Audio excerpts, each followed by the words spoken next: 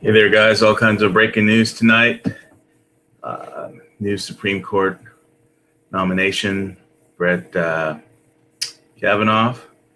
So hopefully we'll get some pro-Second Amendment cases heard in front of the Supreme Court. In the not too distant future, they have basically not hardly picked up anything since Heller. Well, we'll get into that in a minute. I wanted to show some my old neighborhood where I used to live here.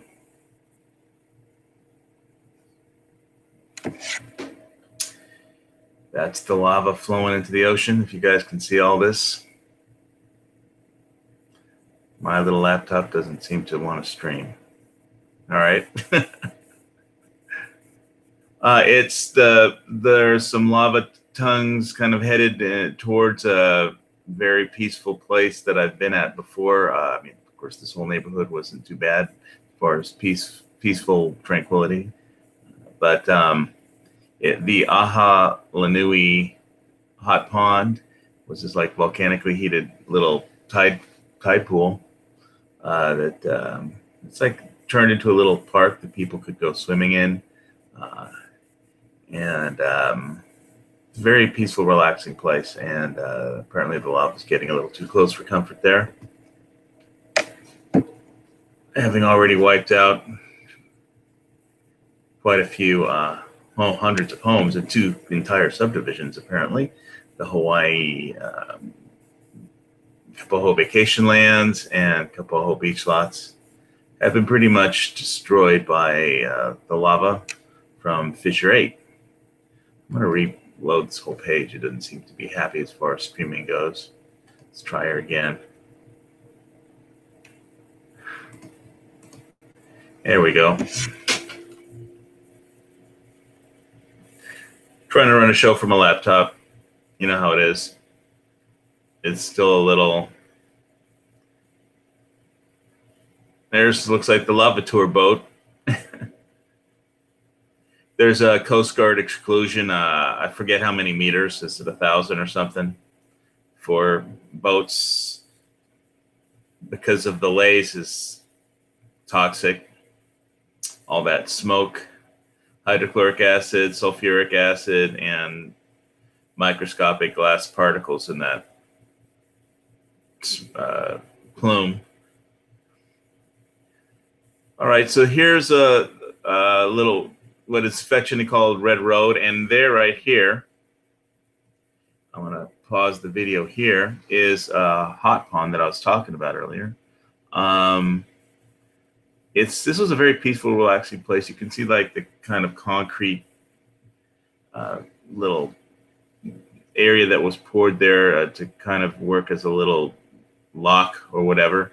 So basically what happens in this tidal pools of water, when the ocean water at high tide comes in, it adds a little bit of fresh old ocean salt water into the pond.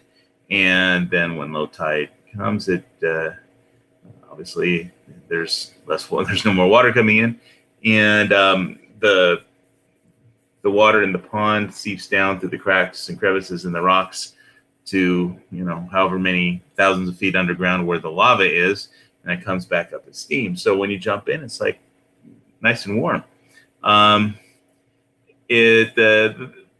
The downside to that is warm water over time can lead to the growth of pathogens, viruses, and parasites. So you have to take a shower after you go in there for safety. But I'm just hoping the place is still there. So much of there's like a 2-mile wide entry into the ocean of the lava, just a mile or 2 south, and there's a finger headed in the general direction of the Ahalanui hot pond. There are some like showers over on the right there, but you can see it's kind of full of palm trees. There's a little lifeguard tower there, and it's not that deep or anything, but since it was frequently used, they just had a lifeguard there all the time. Probably would have been more useful on to have a lifeguard at Pohiki boat launch, but everybody went surfing, but whatever. So I'm hoping that this place still survives. It is being threatened by lava tongues approaching the general direction of this. But it's still there as the last I know. So there's some like showers off to the right. It's basically on a road that was known affectionately as Red Road. Before they had a blacktop paved. It used to be basically dirt gravel road mixed with bunker oil, which basically turned all the gravel the color red. You could look up bunker oil on whatever your favorite search engine is, or Wiki or something like that. And anyway, I'll roll the video, keep rolling this video.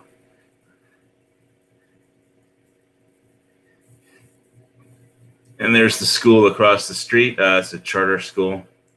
And you can see the smoke from the ocean entry allays the lava plume.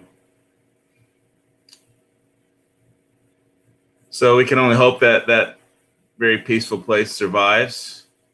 Obviously, 2 whole subdivisions didn't in Kapoho. There's a sunrise over Kapoho Bay. It was a very beautiful, peaceful place. But this is geology. When you live on an active volcano, stuff happens. As for myself, I have not gone down. I mean, people have got ticketed for getting too close to the active lava flows. I think some Russian guy got a ticket, although I've seen videos of people who live there in Leilani. But you can see that this is like just an incredibly massive lava flow.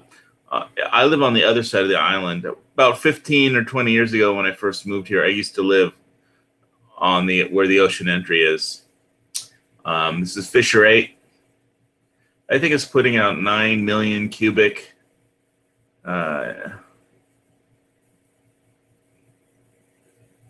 some cubic feet, cubic yards. Forgot the exact measurement. Sorry. Putting out a ton of lava every day.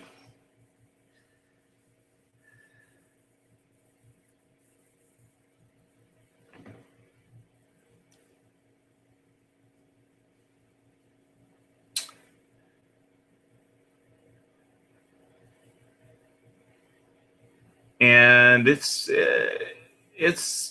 still going. Today in Kona, it was for a change, not foggy. Nice sunny, clear day.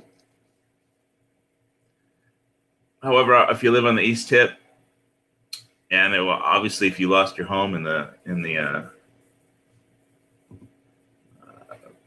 lava flow, then probably not feeling too good. Let's see what it says here. 9 million cubic meters of lava every day. All right.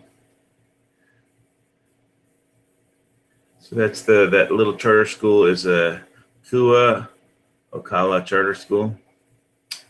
And that's so Highway 137, that's Red Road. And let's see what else they had here on Vimeo of some of this ocean entry. It's pretty amazing, the footage.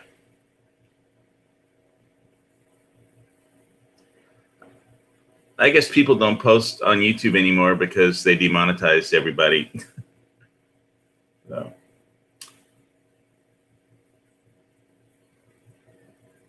Hula girl.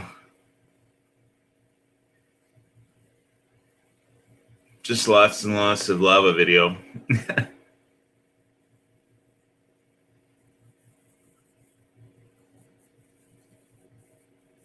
Obviously, it's a big disaster if the lava's coming to your house.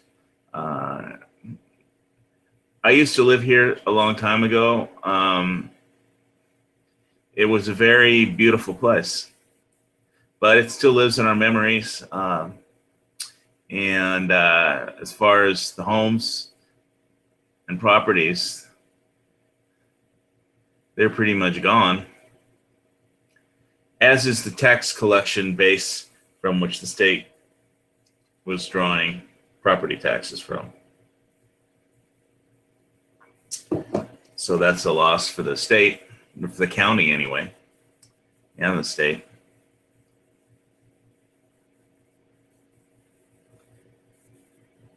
And there's Kapoho. What's left of it is just a black lava flow. They are adding new land. How stable that oceanfront land will be is a whole nother question. After the flow ends, nobody knows when the flow ends. I think they had a meeting concerned with mainly what was going to happen up on the very top at 4,500 feet elevation, where the main caldera is and volcano house is. Basically, they said there's only it was like the mayor and I think the National Geologic Survey. They said there's only 1% chance that there would be a catastrophic pyroclastic expulsion and like an explosion. Although there's earthquakes pretty much every day right now up there. Well, they're calling them earthquakes. They're really underground explosions of the walls of the caldera falling into underground magma pool, because the magma has subsided and isn't supporting the walls anymore by the fact of its being there. So those generally register as around a 5.0 magnitude earthquake, but they're really underground explosions in the magma pool. So, but everybody up on they want to know what to do if that 1% possibility happens, and there is some kind of massive explosion, pyroclastic expulsion of material into the atmosphere and from the main caldera up on the very top.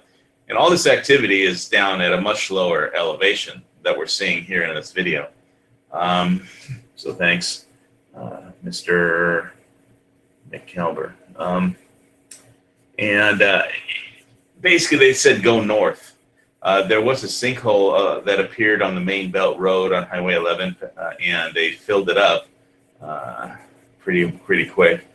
But county tries to stay on top of that thing, but that's pretty a big deal. It was a small sinkhole under the main belt highway. So yeah, I don't know if they're ever going to issue any more permits for building in a zone 2 or 3 lava zone. Possibly not. And I don't know what's going to happen with the high-risk pool that the insurance companies were forced to agree to if they wanted to, when the state passed a law saying that if you want to sell insurance in the state of Hawaii, you have to take these high-risk lava zones properties and insure them for fire, but they could write a lava exclusion clause into it so that if the place was just overrun by lava, the insurance company doesn't have to pay out. Only if the lava starts a fire on the property and then the house burns down, then you're covered. But if the lava just overruns your house, then you're not. Which is what happened in all these cases. The lava overran pretty much every property. So I don't know, 800 homes, something like that. A lot of them are mainland owners, or I think the mayor of the county of the Hawaii Island had a property there, but he also has property in Hilo. So, and I feel I don't like mourn for politicians. I mean, but pretty much I feel sad for the people that live there, whether they were renters or owners. It doesn't matter, because it's a loss, because it was such a beautiful place. It did draw some crazy people, but it was a beautiful place, and it's hard to really describe it. You can basically wake up in the morning, have your coffee, go jump out and swim with the turtles and fish, and volcanically heated tide pools. Basically, well, it's all gone now, and I guess the turtles and fish got cooked that live there when the lava just ran into the ocean. But anyway, I guess I should start talking about Second Amendment stuff because we got a new nominee to the Supreme Court to replace Kennedy, who is retiring.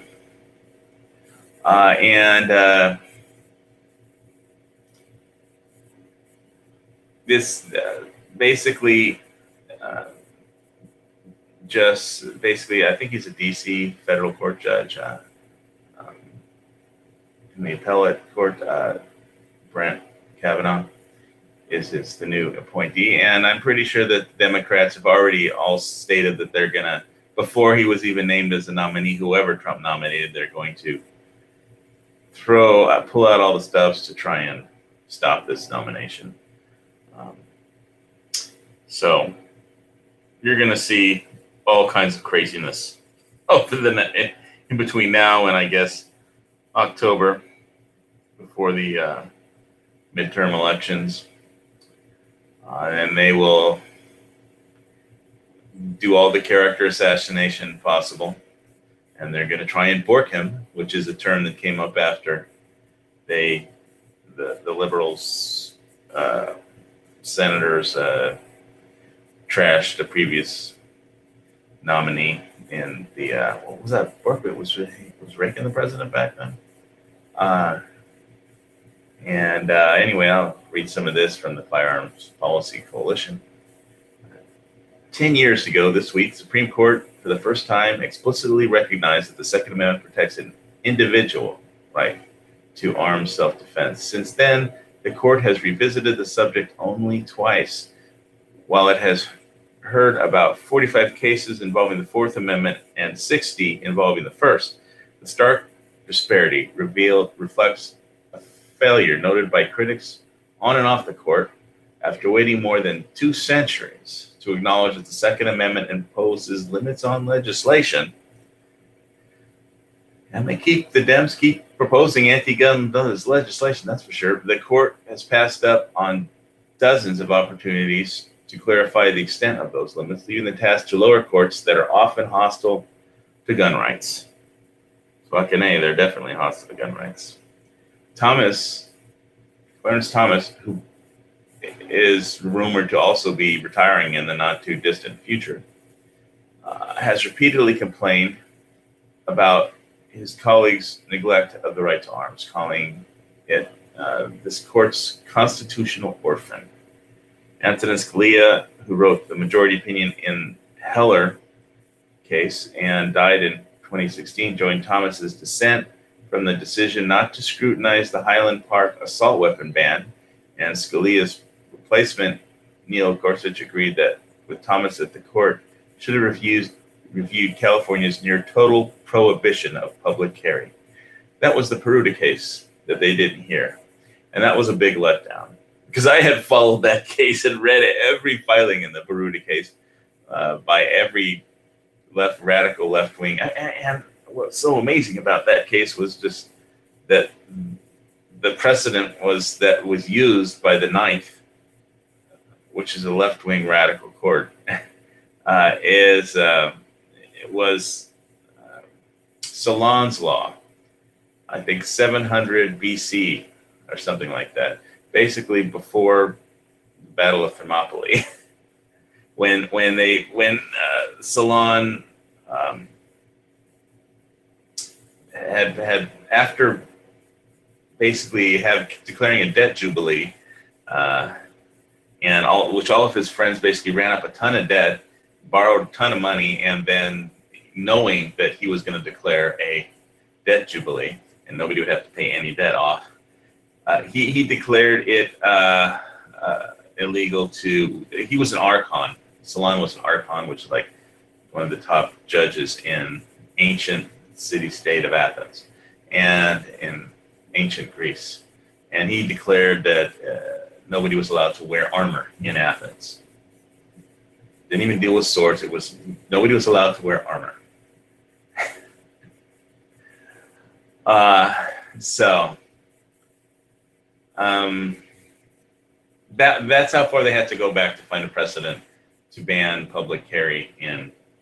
I mean, basically, it sounded like some Brady campaign. I couldn't believe it when I originally read the amicus brief that they filed, and they're crazy. It's like a bunch of left-wing Berkeley graduate law students came up with this at a Brady meeting when they were all, doing bong loads or something. How far back can we go? 700 BC or something like that. Give me a break. Anyway, I wanted to talk about some grid down defense tactics. I had some ideas on defending Dusty's farm, to be specific. But I think Squib I got some texts from him. I think he's at a concert somewhere.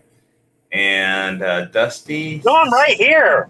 You're there? Oh, you snuck in? Okay, hang on. I didn't even see you. I've been here while you're droning on and on. I've been here. Oh, well, thank you. What was that? What were those texts? It looked like a bandstand that you sent me. It's a Pine Knob.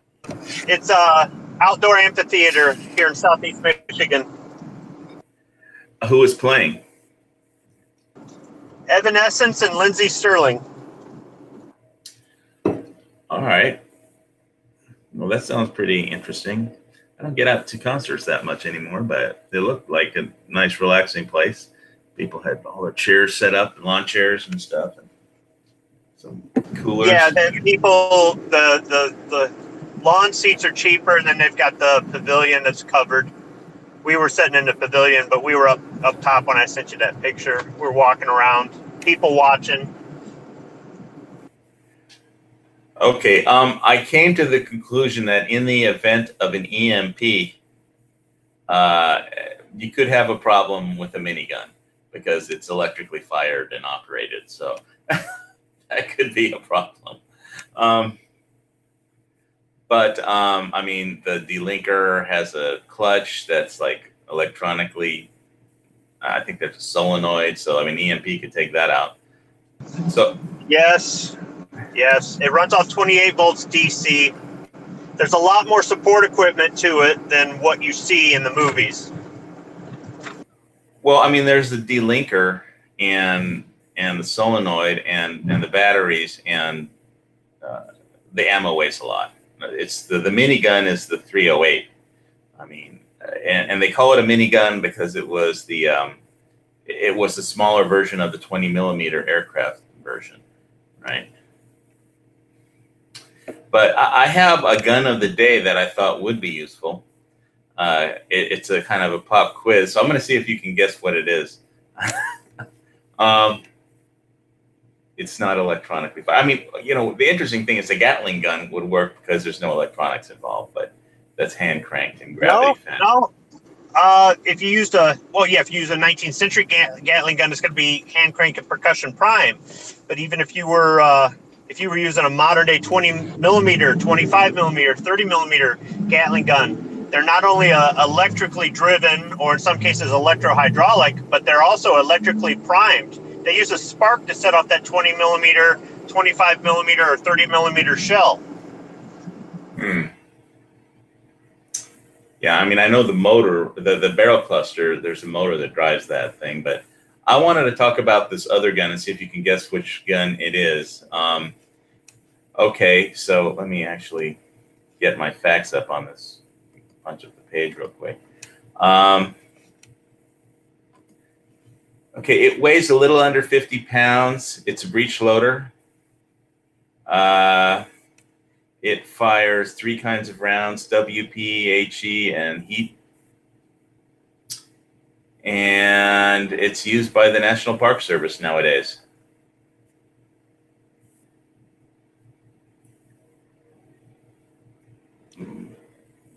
The original version. 50 pounds? 50 pounds. It weighs a little under 50 pounds, the original version of this. The Chinese got their hands on the plans, the communist Chinese, when they overthrew Shanghai Shek, and they built a copy of it. And the Chinese version fires both American ammo and Chinese ammo, and the American version only fires the American ammo. And the casings are perforated. So that should give you a hint. And as far as what the National Park Services uses it for, think ski patrol. And that should be a dead giveaway. Well, see, the problem is, though, I mean, the gun might weigh 50 pounds, but I imagine it's mounted on a carriage. That's okay, it's mounted. It's mounted backwards on a, I think, 1917 water-cooled machine gun mount, and it's mounted like backwards. The muzzle points the opposite way than the machine gun would if you mounted the machine gun on there. So they used the original. They didn't want to develop their own mount, so they made it mountable on something that was already out there in quantity that the Army had, which was a water-cooled machine gun mount tripod. So that's what it mounts on. Well, 37 millimeter cannon's probably too big, too heavy. The 50 pounds is a little under 50 pounds, not counting the tripod or the ammo. I don't think it's a recoilless rifle. It is a recoilless rifle. You know which one? The first one.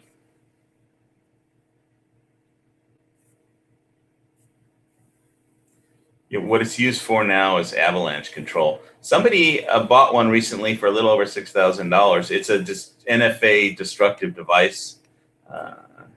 They use it for avalanche control, to set off avalanches and after heavy snow, so they don't fall on people. You know what the original version was of the first recoilless rifle? No, I don't. It's the M18 57 millimeter recoilless rifle. So, all right, well, you got it right that you guessed recoilless rifle, but and have you ever fired one of those things? I mean, they've pretty much been replaced by guided missiles and rockets nowadays. But I heard that the SEAL teams resurrected some World War II era recoilless rifles for special operations, but I don't even recall seeing one in a museum, but I'm sure I have. Right. What I thought was interesting was that the casings were perforated, and that you definitely don't want to stand behind it when you fire it, because how it is recoilless is by there's like 4 exhaust ports in the back of the breech block, and so the trigger's on the side, so it's a button that's on the side with like a safety thing. But I thought it was interesting that you could get one of those things for $6,000, but you have to go through all the NFA paperwork because it's a destructive device.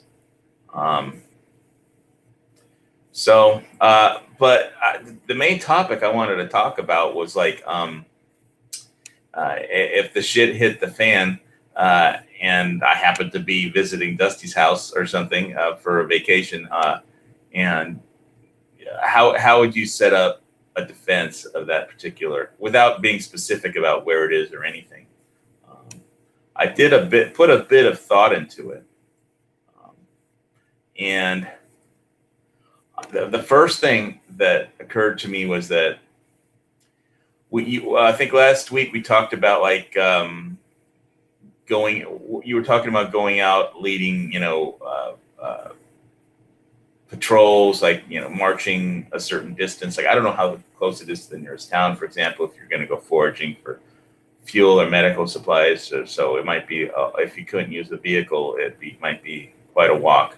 But the thing is, if it's just like 3 men and a bunch of kids and women, are you going to take 3 guys and just leave the place undefended and hope nothing bad happens while you're out? The place won't be undefended. My wife's got an AR-15. Well, it wouldn't be a full strength defense. I mean, I know I bet she might be a better shot than you, but you think that would be enough? You would, I mean, I'm trying to say is that you would be, if you take all the guys out and go foraging, then it will weaken the defense, obviously. So the hardest part, you've got to make a judgment call on whether or not it's safe to risk. I don't want to say safe to risk because that's an oxymoron. Is the risk worth it, or do we need to go foraging that badly that we have to risk it? And if so, what can we do to mitigate the risk?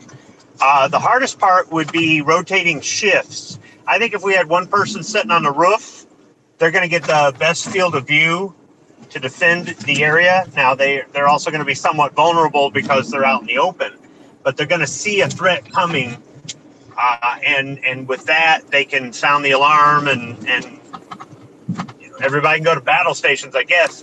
But I would say rotate people out every so many hours on the roof, and just keeping a watch on everything. That's probably the quickest, most effective way to protect it with the minimum amount of people. yeah, I think that like 2 hour watches for whoever's on perimeter. You know, I don't know if you're going to build a guard tower or something.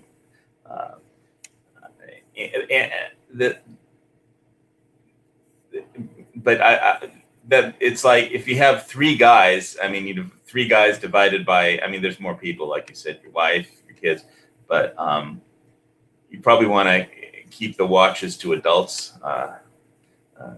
But if you divide it by 3, then that's 8 hours each. But I don't think you want one person standing on guard duty for more than 2 hours, because people will just lose their focus on what they're doing, and people could doze off or something if you give them an 8-hour stretch. So I was wondering how long it would take to walk to and from the nearest town. But because I know it's like a slightly isolated farm as far as not being in a metropolis. If we just walked on the roads, on the surface streets, I'd say probably 4 hours.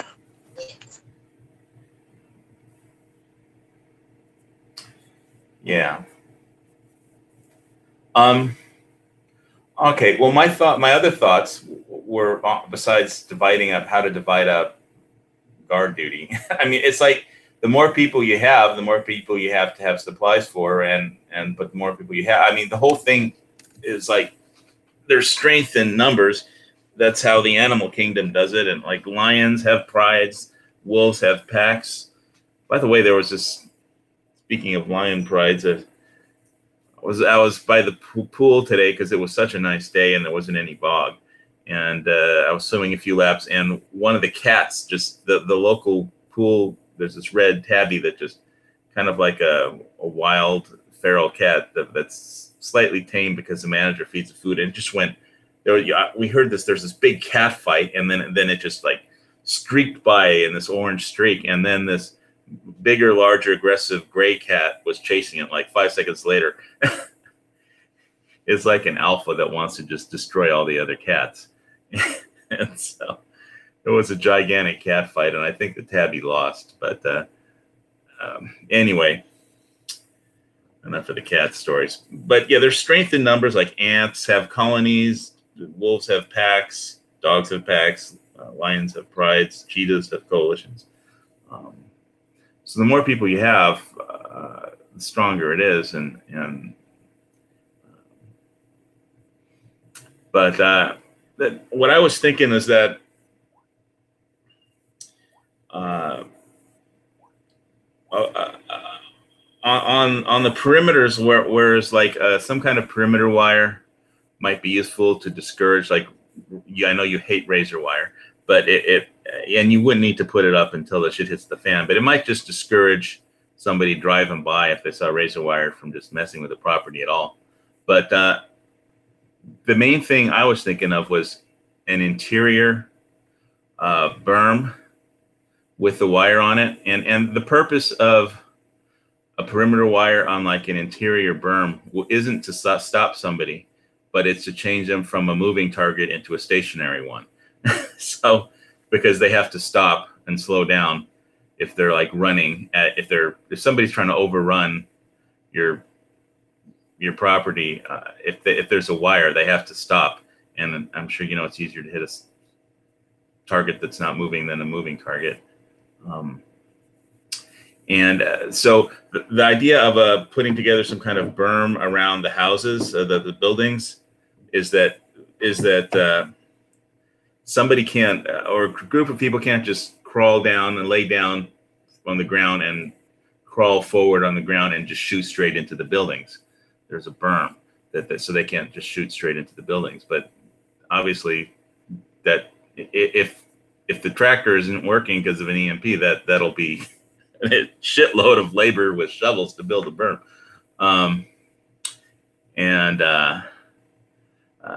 But the idea for that is just so people can lay down flat in the farm, in the fields, and shoot into the Let buildings. them lay down flat. I'll be up on the roof shooting down on them. A berm's going to give them something to hide behind. Well, I was thinking we'd have a guard tower built, but on that idea, well, if we could have radio communications, that would be useful. But I don't think for op security, you probably shouldn't. A field phone would be better. That was hardwired from like the main house to like a guard post, or whether it was a tower or if it was just the roof. Because with like a field phone, it's just a hard wire, and not you don't want to create a bunch of radio chatter, because that'll draw sophisticated bad guys. I mean, a lot of people have scanners, so if you're out there every 2 hours, you know, saying, okay, it's your turn, guard shift or whatever, changing guard, or if you're creating a huge radio footprint, it's going to show up on people's scanners, and it's going to draw unwanted attention. So, I mean, while having radio communications would be great, and a field phone from wherever the guard tower or spot is to wherever all the people are, might be a better idea to lower the radio footprint. Let's see, what else did I think of on this topic?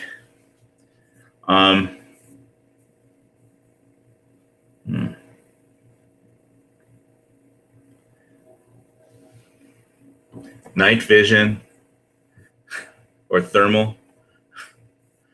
It's just like a gigantic advantage if you have it. There's some as time goes by, there's lower. Obviously, it's an electronic thing that you would have to store in a Faraday cage and break it out. Don't just leave it out where it's unprotected, because you'll need it to work. But if you have thermal and night vision, I mean, that's the best way to guard at night. If you have flare gun, might be useful if the electric grid goes down. But thermal would be just awesome.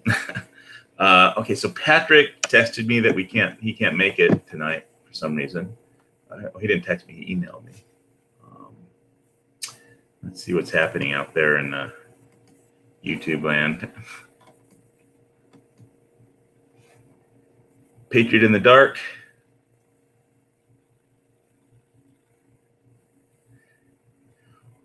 Kane 22. Patriot in the Dark says, does the residents still own their property even though it's under lava? Well, probably, but it's like you can't even go there. It's been mandatory evacuation ever since the flow got near it. So you can't legally be there. Whether you own it or not technically is irrelevant, since like no human being is allowed to go there.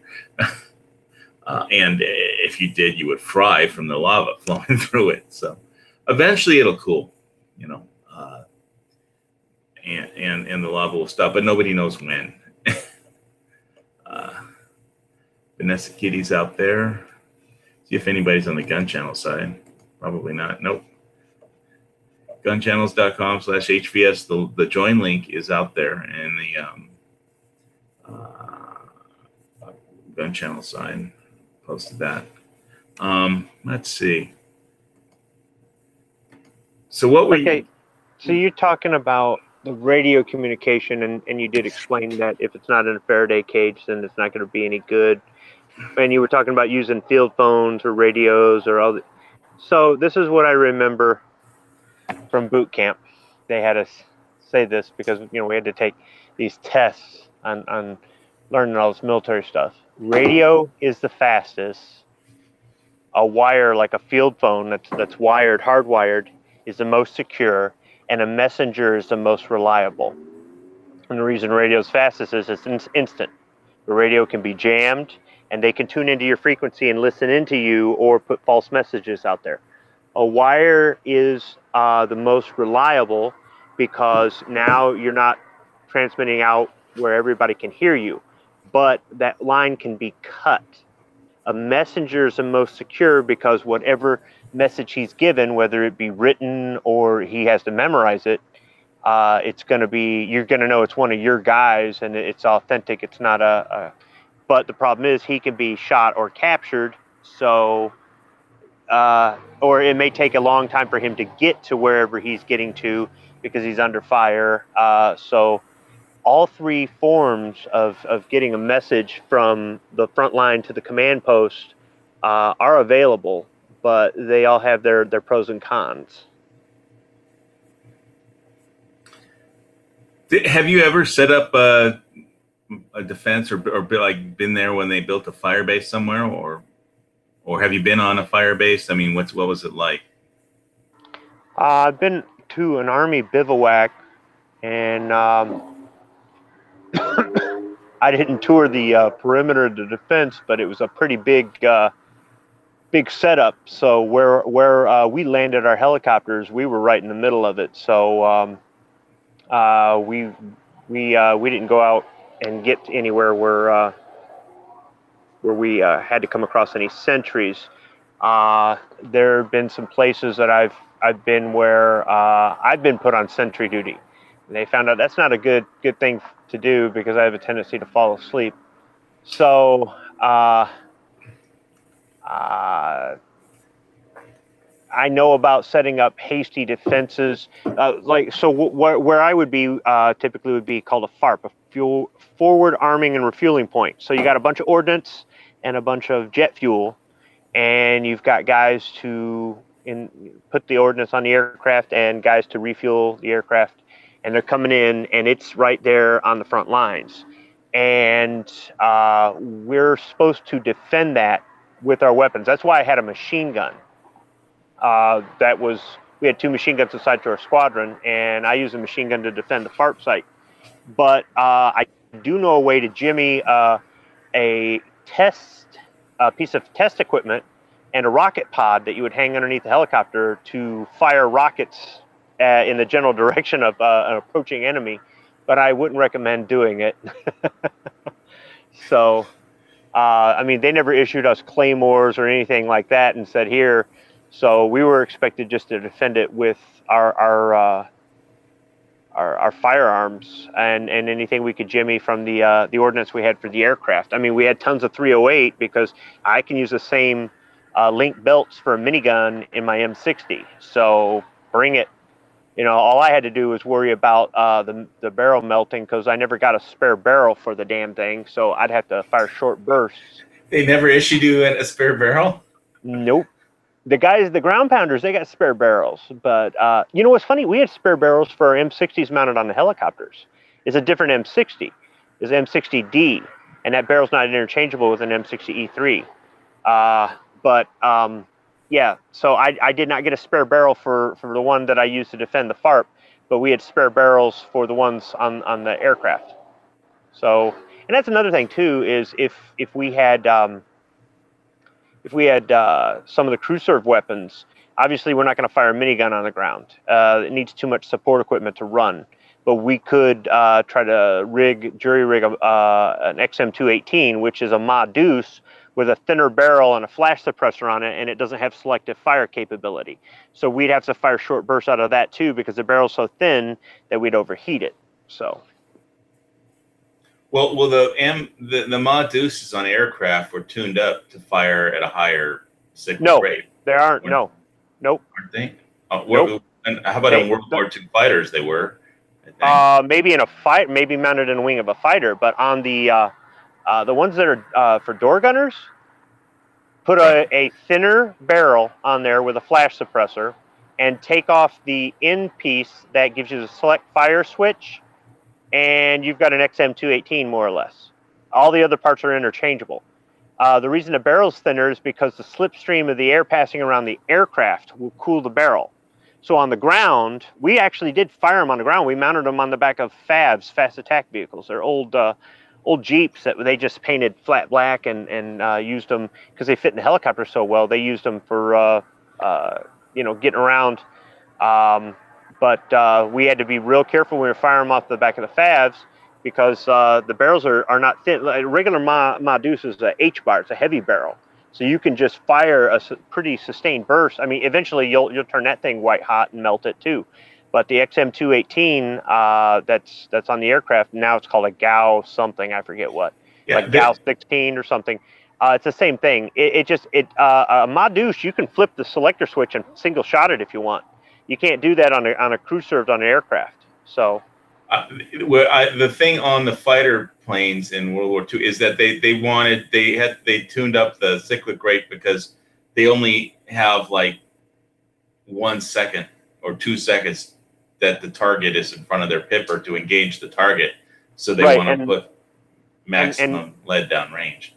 For a door gunner in a helicopter, you're firing suppressive fire to keep the enemy's heads down when the guys are getting on or off the aircraft, or you're firing at the enemy that's firing at you on the ground. If you've got some guy in a technical shooting at you, you can shoot back. Well, you're talking about aircraft that are doing 120 mile an hour on average, and you don't have to, we take up 250 cals and 1,500 rounds of 50 cal typically. So 750 rounds per gun, I guess that would be.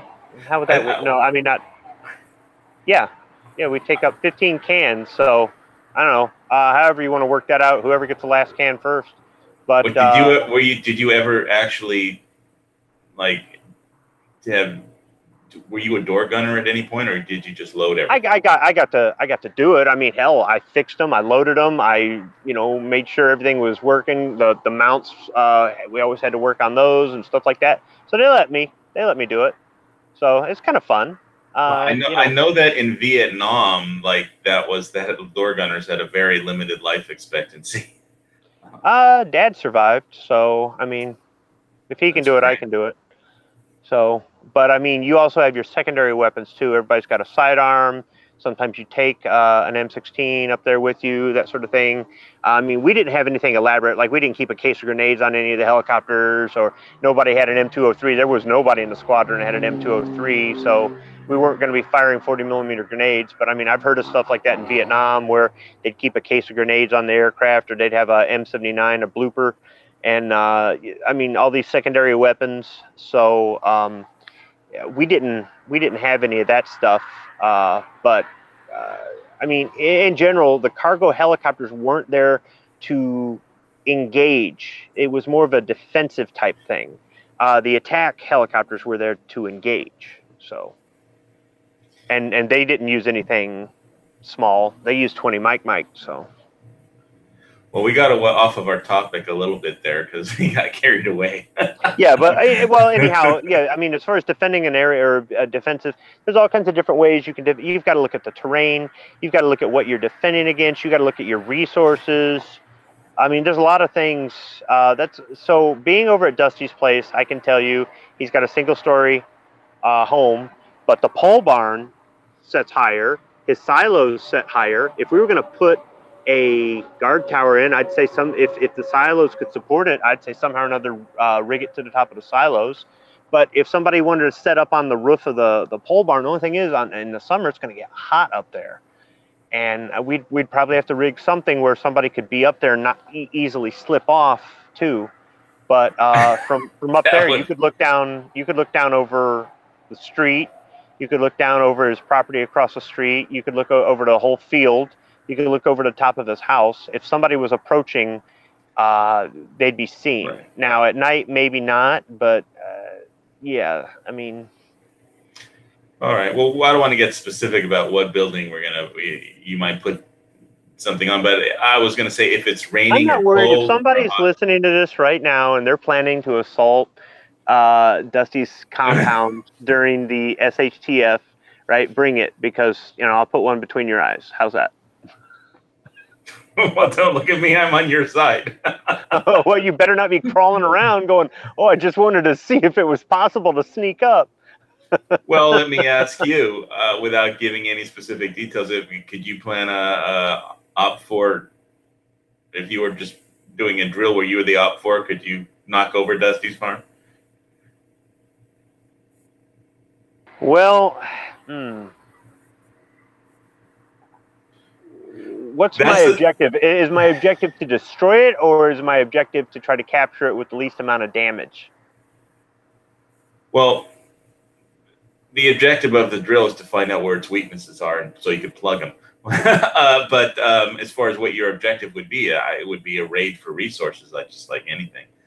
So see, the hard part wouldn't be so much getting up to it, because people could be shooting at me from the rooftops, from multiple buildings. People could be shooting through the windows at me, right?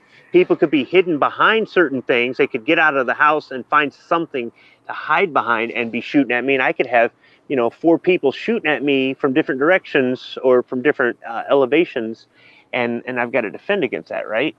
And that's not something I really want to face. But the hard part would be once I get up to the front door or to the window or wherever I'm going to enter at, the gaping hole in the side of the building, because I don't know why. They've got the home field advantage. That's their home.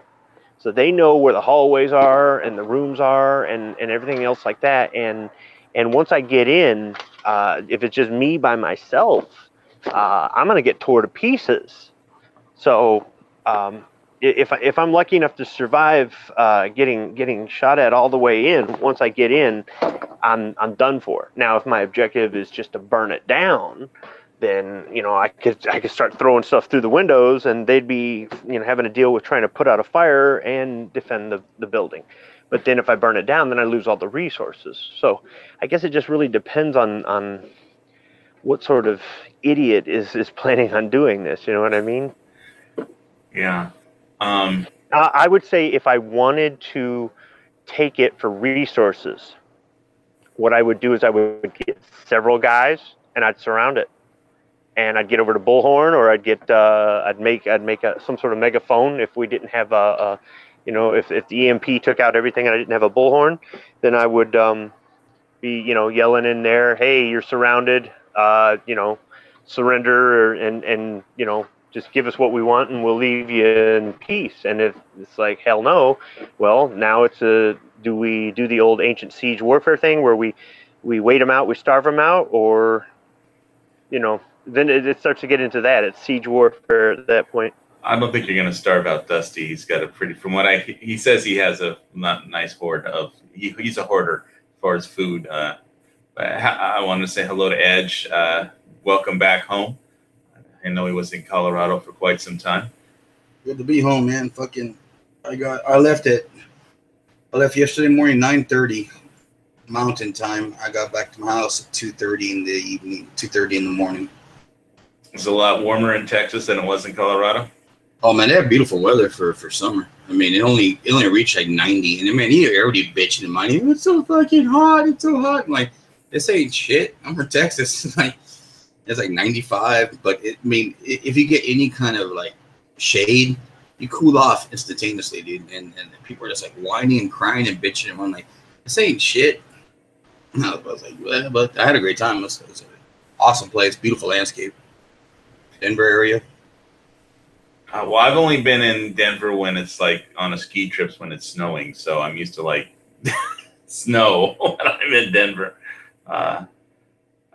What ski resort? This was when I was in college. I can't even almost remember which one. The Club Med. What's the Club Med one in Denver? With all the French ski instructors. I wouldn't know it. I mean, I didn't even think they have skiing in Denver. Everybody goes to Aspen or some other spots. I mean, I didn't see it. I mean, maybe towards the foothills, perhaps, and some resorts. I don't know. I didn't really do all that. I just saw it from a distance, and it was beautiful. And did the whole went to the Coors Brewery. Which one? The one in Golden, Coors Brewery. Coors Brewery. Okay. I got my 3 free beers, 3.5 free beers. You get free beer at the Coors Brewery? Oh, fuck yeah, dude! They give you like half a one, 5-ounce little taster, and then you finally get to the lounge area, and you get 3, and you get to pick between all the different beers that they make. Well, I'm gonna have to put that on my to-do list. It was cool, man. It was slick. What all the different beers they make? Coors Light. Okay, that's it. Well, they bought Blue Moon, Colorado. What's that one they make? It's one beer. It's Colorado something. It's like what it was, and Saison. Like they bought like several breweries or brands out that they make now. It's I'm not a Coors Light guy, so I'll tell you that. Yeah. The banquet beer. I still have some. I'm behind on my Kona Brewing Company beer reviews. I have to do some reviews, and they just put out another new beer that I saw last time I was shopping. And some new IPA, Gold Coast IPA or something IPA. So and I've got an. I'll look for beer reviews coming soon. What's really weird about their beer, about Colorado, I guess altogether. My buddy told me back. A buddy might have passed away. He went to work there many years ago. He was telling me if you want, they water down the beer unless you buy the beer from a state licensed liquor store. So whenever you buy like a 12-pack of, like when you go like 7-Eleven or whatever, like here in Texas, they have like 8 cooler doors that have beer, like from all brands, your typical to imports. They only have like one door, like in every convenience store, and it has like Budweiser, Bud Light, your top 10 brand, your top like 5 brands in there. That's it. And that's every convenience store, and they stop selling beer at 12 every day, which is the same here in Texas. But on Saturdays, you can buy all beer till 1 o'clock in the morning. Well, you know, the good thing about Dusty's Farm as a bug out location is he can brew his own beer. Yeah. I remember him talking about making his own beer. Stopped there for a while, but did you go visit him, Squib? Squib's been there, yeah. I've been there. Did he make you put the lotion on the skin?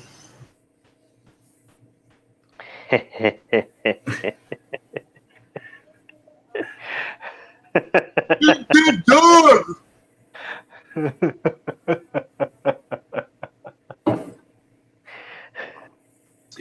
Your laughter's now stirring my curiosity. All right. Well, I mean, we did have interesting dinner. You know, we had some liver with a nice Chianti and some fava beans. Chianti, I love Chianti. One of the good things about Italy, Chianti. I thought you were into the Jewish wine. Well, just because I like I like to have a glass on the Sabbath. That's my one ritual that I retained every Friday night from Torah school. That was the fun part. So I'm not into that as a wine connoisseur. That's like when I was a kid and went to the services on Friday night. They had at Temple Solel. They had free brownies and Manischewitz wine. So I always wanted to go because I could get drunk and like eat a lot of brownies. Well, the brownies in Colorado were exquisite. Well, I bet the price was right because they were. I mean, you paid to be a member of the temple, but everything was like they didn't charge you for showing up for Friday night and eating brownies and drinking wine. Never send your chick out to get weed, dude. They come back with like $100 worth of shit. And I'm like, how the hell are we gonna smoke all this? Seriously, I'm like, bought like 10 grams, dude. What the fuck are we gonna do with this? All right, fair enough. I'll help out. Well, that'll be a commodity if the shit hits the fan. I'm sure that you can. So the gangs will be selling. If you try and sell some on some other gang's street, then you'll start a gunfight. Well, this ain't no like street crap. This is like manufactured, specialized, weaponized stuff that you get from the store, man. It's legit. Yeah, I think they authorized. The state approved its first hemp farm here for just rope. I think industrial hemp farm. They issued a permit for that. So this is a pretty crazy state. They've banned suntan lotion. They literally have banned suntan lotion in Hawaii. So you're not going to get like RoboCop where you put that blue crap all over your body? I don't know about RoboCop, but they banned basically this in traditional suntan lotion. Some of the chemicals that are used are bad for the coral reefs, apparently. So what's Hawaiian Tropic going to do for a living now? Maybe they'll just put out calendars of the tropic models, the Hawaiian tropic models. And it's just another thing with a Hawaiian name that's not from Hawaii. Yeah, I imagine so. It's probably owned. I wouldn't be surprised if Procter & Gamble owned it. It's made in the Philippines. Made in the Philippines. Oh, man. Dude, the elevations, it's a mile high over there. So I didn't have any problems. I've been losing a little more weight. Down like 220 now. But it was interesting because I was like, wow, man, we just went to like a water park and back, and I didn't really do much. I sat down, watched some kids, helped them out. My sister-in-law's kids, and But my freaking muscles were sore the next day, dude. Everything was tender. I'm like, God dang, it had to be the elevation. And I was like, because I didn't do much of anything outside of just walking. What around. elevation were you at? You're at about a mile high, which is about 1,200 feet. You know, when I watched the football games, like the Denver Broncos and whoever was playing them, it was like, yeah, they'd always talk about the visiting team not being accustomed to the altitude. And it'd have to be. Well, imagine if you're a big fat person, it's gonna really make you heave more. But I've lost some weight, so I wasn't eating or anything. But I just noticed that like the next day after walking around a decent distance, everything was. NFL linemen are big fat people. I mean, they're pretty much they have to weigh 500 pounds and I mean they have to be athletes, but they also weigh a ton because they're like basically roadblocks. I went to go see the Rockies on 4th of July, the Colorado Rockies baseball game. That was cool. Workable Stadium. I mean, really good food too around that area. I had a great time altogether. I mean, it's really interesting. I mean, the landscape is gorgeous. Like once you start getting out of Denver towards like Monument, Colorado Springs, oh my God. I mean, Denver has mountains all around it, but they're like way out in the distance. And then, because Denver is actually very central, it's all suburbs. Denver is probably like just the central downtown area, and everything else is suburbs.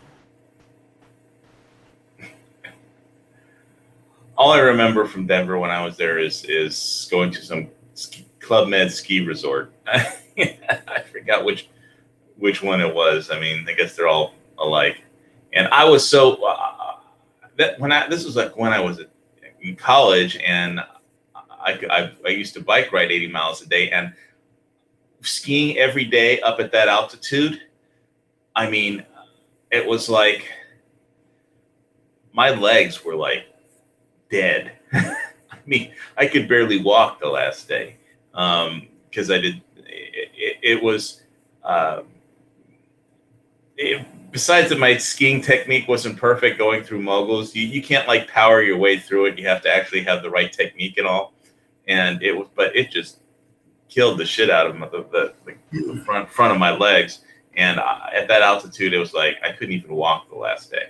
There's a lot of athletes that talk about going to Denver or that area to just work out and get in shape because of the altitude, the effect it has on their body. That it's like like adding extra weight or something. It does something to you that causes them to get in shape much quicker, but with the greater stress on their body. Well, maybe I should move to Denver, get for a month, and find some place to work out up there in that altitude. And then if it doesn't kill me, I'll be better off for it. But okay, so what else do we have on our topic of grid down defense of your home or Dusty's farm? Or we talked about so far we kind of covered whether you should stay put and guard your base or go out foraging. And we talked about radio communications versus hardwire, and a little bit about perimeter wires and guard towers, not creating too big of a radio footprint. I think the things that would attract attention to of passersby would be a radio footprint, light, and noise from a generator. All right, you're about to say something. Go ahead. Smoke. If we built an actual guard tower that looked like a guard tower, and somebody was traveling through the area looking for a place to raid, they're going to see that guard tower, and they're going to see somebody standing up in there with a rifle, and they're going to say, okay, these are people I need to be worried about. They got a freaking guard tower. But they're also going to say, if they've got a guard tower, then they've got food and fuel and medical supplies and blah, blah, blah, blah, blah. If they're all alone, they might say, forget this. I'm not messing with these guys. They're too Michigan militia. But if they're in a group, they might say, we need what they've got.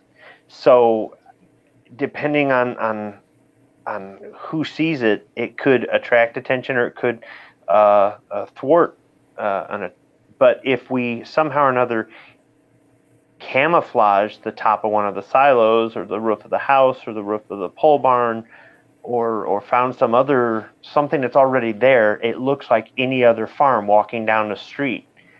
From the street, you go, yep, there's a house and a farm and a field and a tractor that don't run because there's an EMP or whatever it is, right? But if we had somebody up high and they couldn't see that there was somebody up on that roof or up on that silo or up on that, then we still have the guard tower, but it's not going to draw any attention.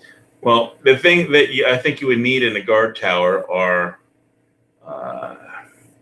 heating, obviously some kind of roof to protect you from rain and snow, and heating because it can get cold up there depending on the season. And I don't think you need air conditioning. No, you wear light clothing in the heat, but you want something that's going to cover your arms, your legs, your neck, things like that, so you don't get sunburnt. In the cold, you wear layers. There's no heating or air conditioning or ventilation or no. You're out in the elements. In the rain, you're going to be wearing rain gear. Yeah. You're going to stand on top of a roof for 2 hours, freezing your ass off at 2 a.m. if it's snowing. What the fuck do you think we do in the Marine Corps? Well, this isn't the Marine Corps. Sir, I'm sorry. I can't guard this area because it's a little hot today. No, but how about I can't guard this area because it's negative 50 degrees below zero outside? You wear extreme cold weather gear. When I was up in the French Alps, it was negative 20 up there. We were ready. I mean, we had on. How old were you? Huh? When you did that? 20, 21, 20? When you're 21, 20 or 21, you can do all kinds of crazy shit. Okay, my job requires me to go outside when it's that cold. I wear layers. I mean, you wear layers. That's the way it is. Well, I don't have any subarctic gear. I mean, I live in Hawaii, so I have to get some. I mean, in the heat, you're going to be more uncomfortable. Even though I think cold is more painful than heat, in the heat, you're probably going to be more uncomfortable if there's no breeze. If there's a breeze, you'll be okay. But you wear light, breathable, long sleeve shirt and pants and some sort of hat that's going to protect your face and the back of your neck or something, because you don't want to get sunburnt. If you get sunburned, that's not going to help your situation. And some people might go, no, I want shorts and I want flip-flops and I want a short sleeve shirt or a tank top or no shirt at all. You'll get sunburned. Trust me. It ain't worth it. I'm not saying you're not going to get numb if you're cold, especially if there's a biting wind. But if you layer up properly, up to a certain point, if it's that cold out that you can't layer up and you can't stay outside to work or to stand guard, it's that cold that they're probably not going to assault the farm in that weather. That's not to say that wouldn't be a good way to, get an advantage if you're an attacker. They're not going to think we'd attack in a blizzard. Let's go attack. All right, not easy to do, but you would gain the element of surprise. Well, that in defending your place, obviously, optics would be like a major thing. You need night optics, and so you could see the bad guys coming, and then raise an alarm. Well, we don't have any night optics between the two of us, and if there was an EMP, they'd be taken out, so that isn't going to work. Well, if you store them in a Faraday cage, they wouldn't be taken out. So, you have to go to a junkyard and buy some broken down, non-functioning microwave that's been tossed, clean it out a little, cut off the electrical cord, and put your night gear in it and stick it in a corner for when the shit hits the fan. On your shit hits the fan stash of stuff, and don't take it out until the shit hits the fan. It would just be such a huge advantage to have optics. I'm not really that worried about it because more than likely the bad guys aren't going to have it. So I know. I'm not saying attacking at night would give them an advantage, but they're probably going to attack at night when they've got moonlight to help them see, and it's also going to give me the ability to see them. If they want to attack on a cloudy night or in the rain or something else where there's no moonlight, they're going to have trouble seeing themselves. So they could make their own problems for themselves. Yeah, it's definitely something. Combat would be something you want to avoid if the shit hits the fan, because there's no medical support system. But that doesn't mean it won't happen. I mean, it's and if you're not initiating, if you're just defending, and then you don't really.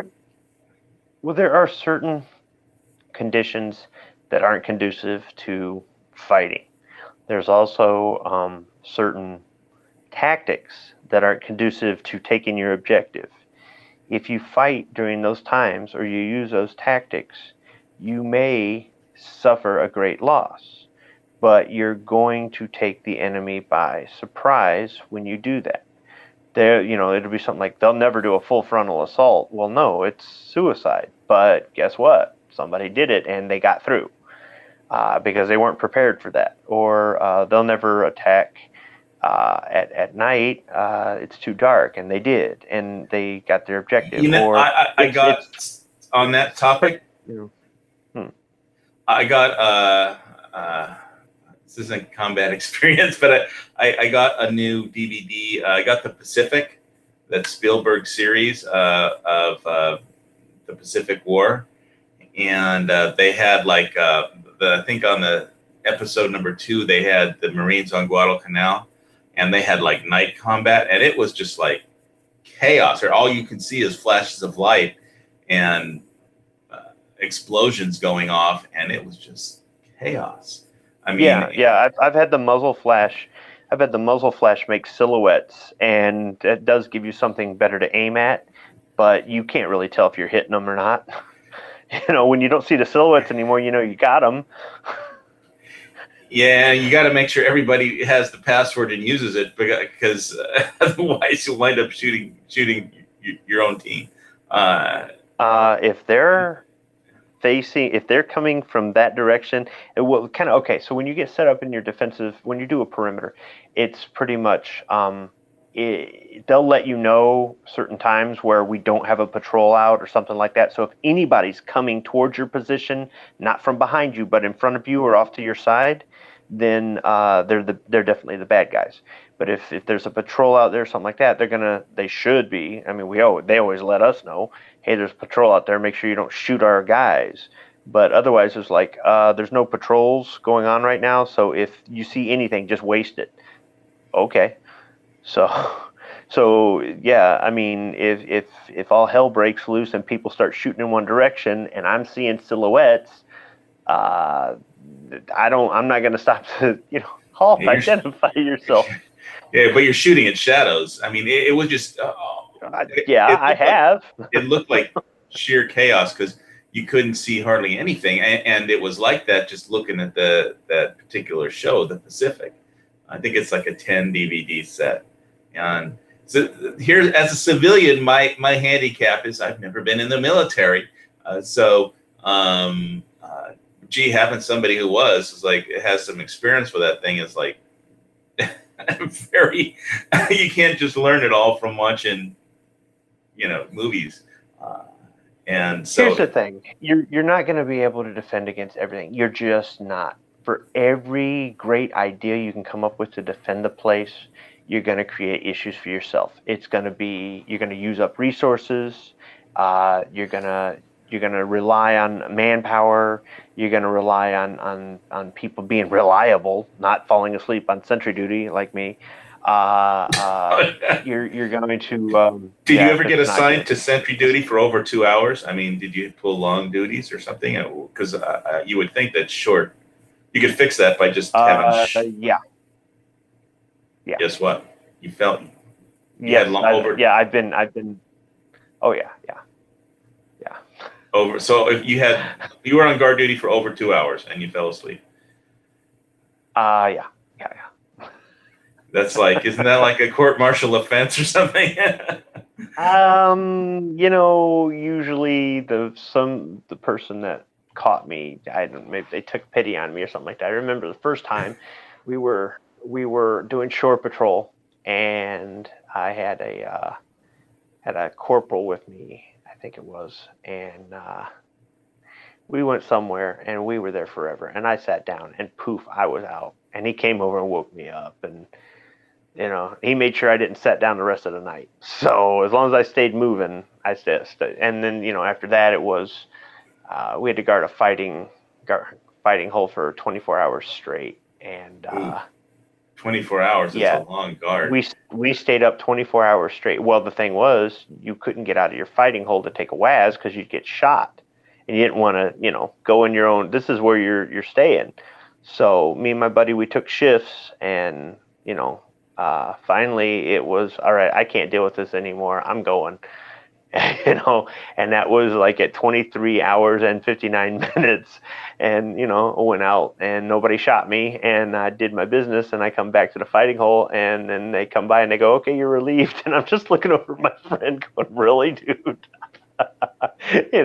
Could have waited a couple more minutes, jumped on the back of the deuce and a half, and no, I risked getting shot just to go out there.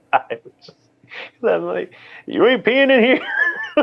So, because that's where you live. So okay, so obviously you need two things to stand guard duty. One, you need a coffee, a container with hot coffee, and two, you need a urinal bottle. You need a urinal bottle so you can piss without in the bottle and dump it out later.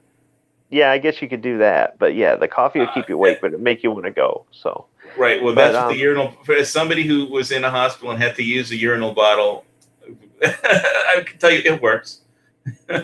Yeah, I mean, I fell asleep on patrol one night. I almost lost the whole patrol. I found him in the dark, no night vision goggles.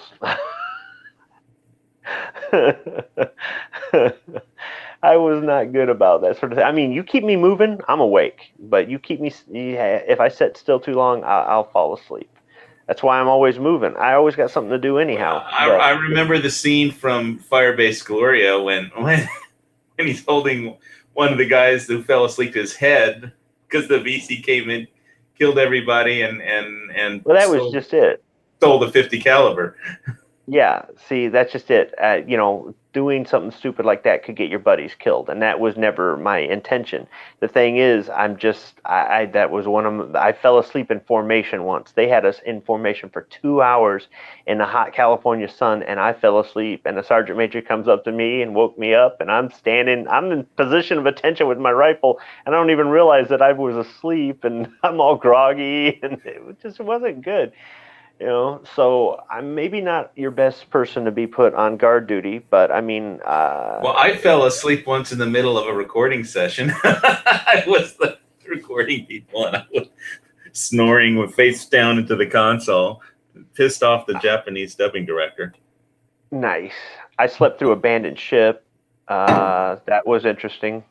They had everybody up on the hangar deck, and they counted everybody, and I was the only person unaccounted for, and they had the ship security team search for me. They couldn't find me.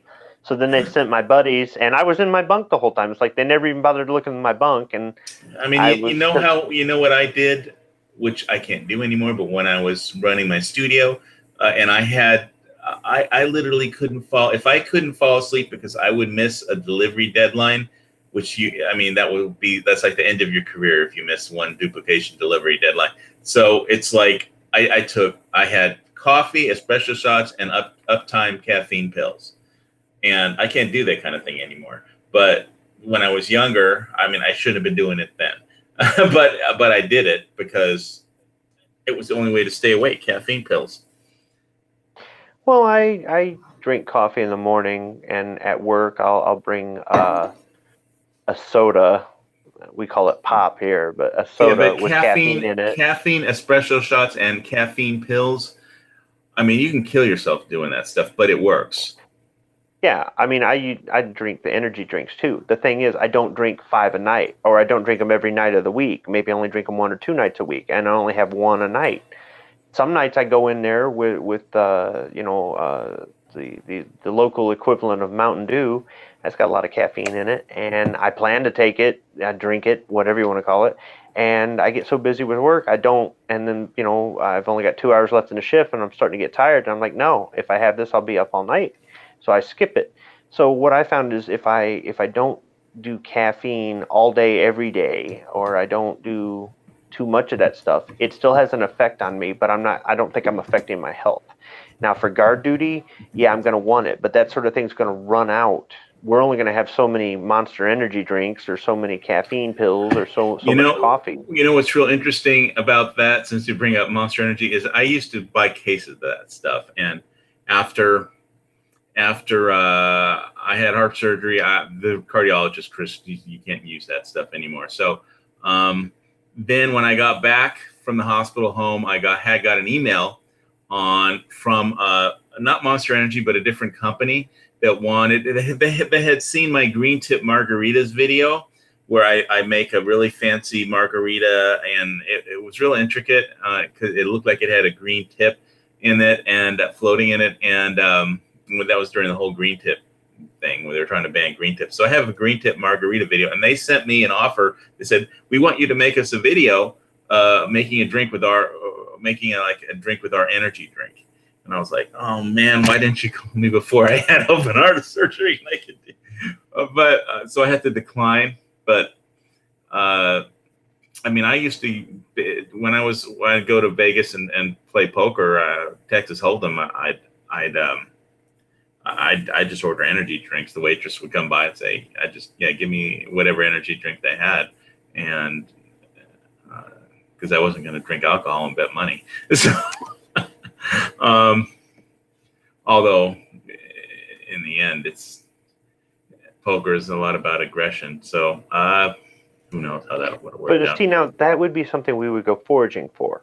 So whether we try to get to the nearest town, which is tiny and would already be ransacked, or whether we were going to try a long distance mission to try to get to a city, and one of the things we'd be looking for is coffee or Monster Energy drinks or sugar or anything else, chocolate, things we could bring back and use, not just for comfort foods or whatever, but also. Well, I was thinking more like fuel or medicine. That would be like. Well, yeah, fuel would be in there. Medicine, ammunition, tools. Well, I think maybe with components or something. You've got reloading. Dusty has reloading. I don't think we need to go foraging for ammo.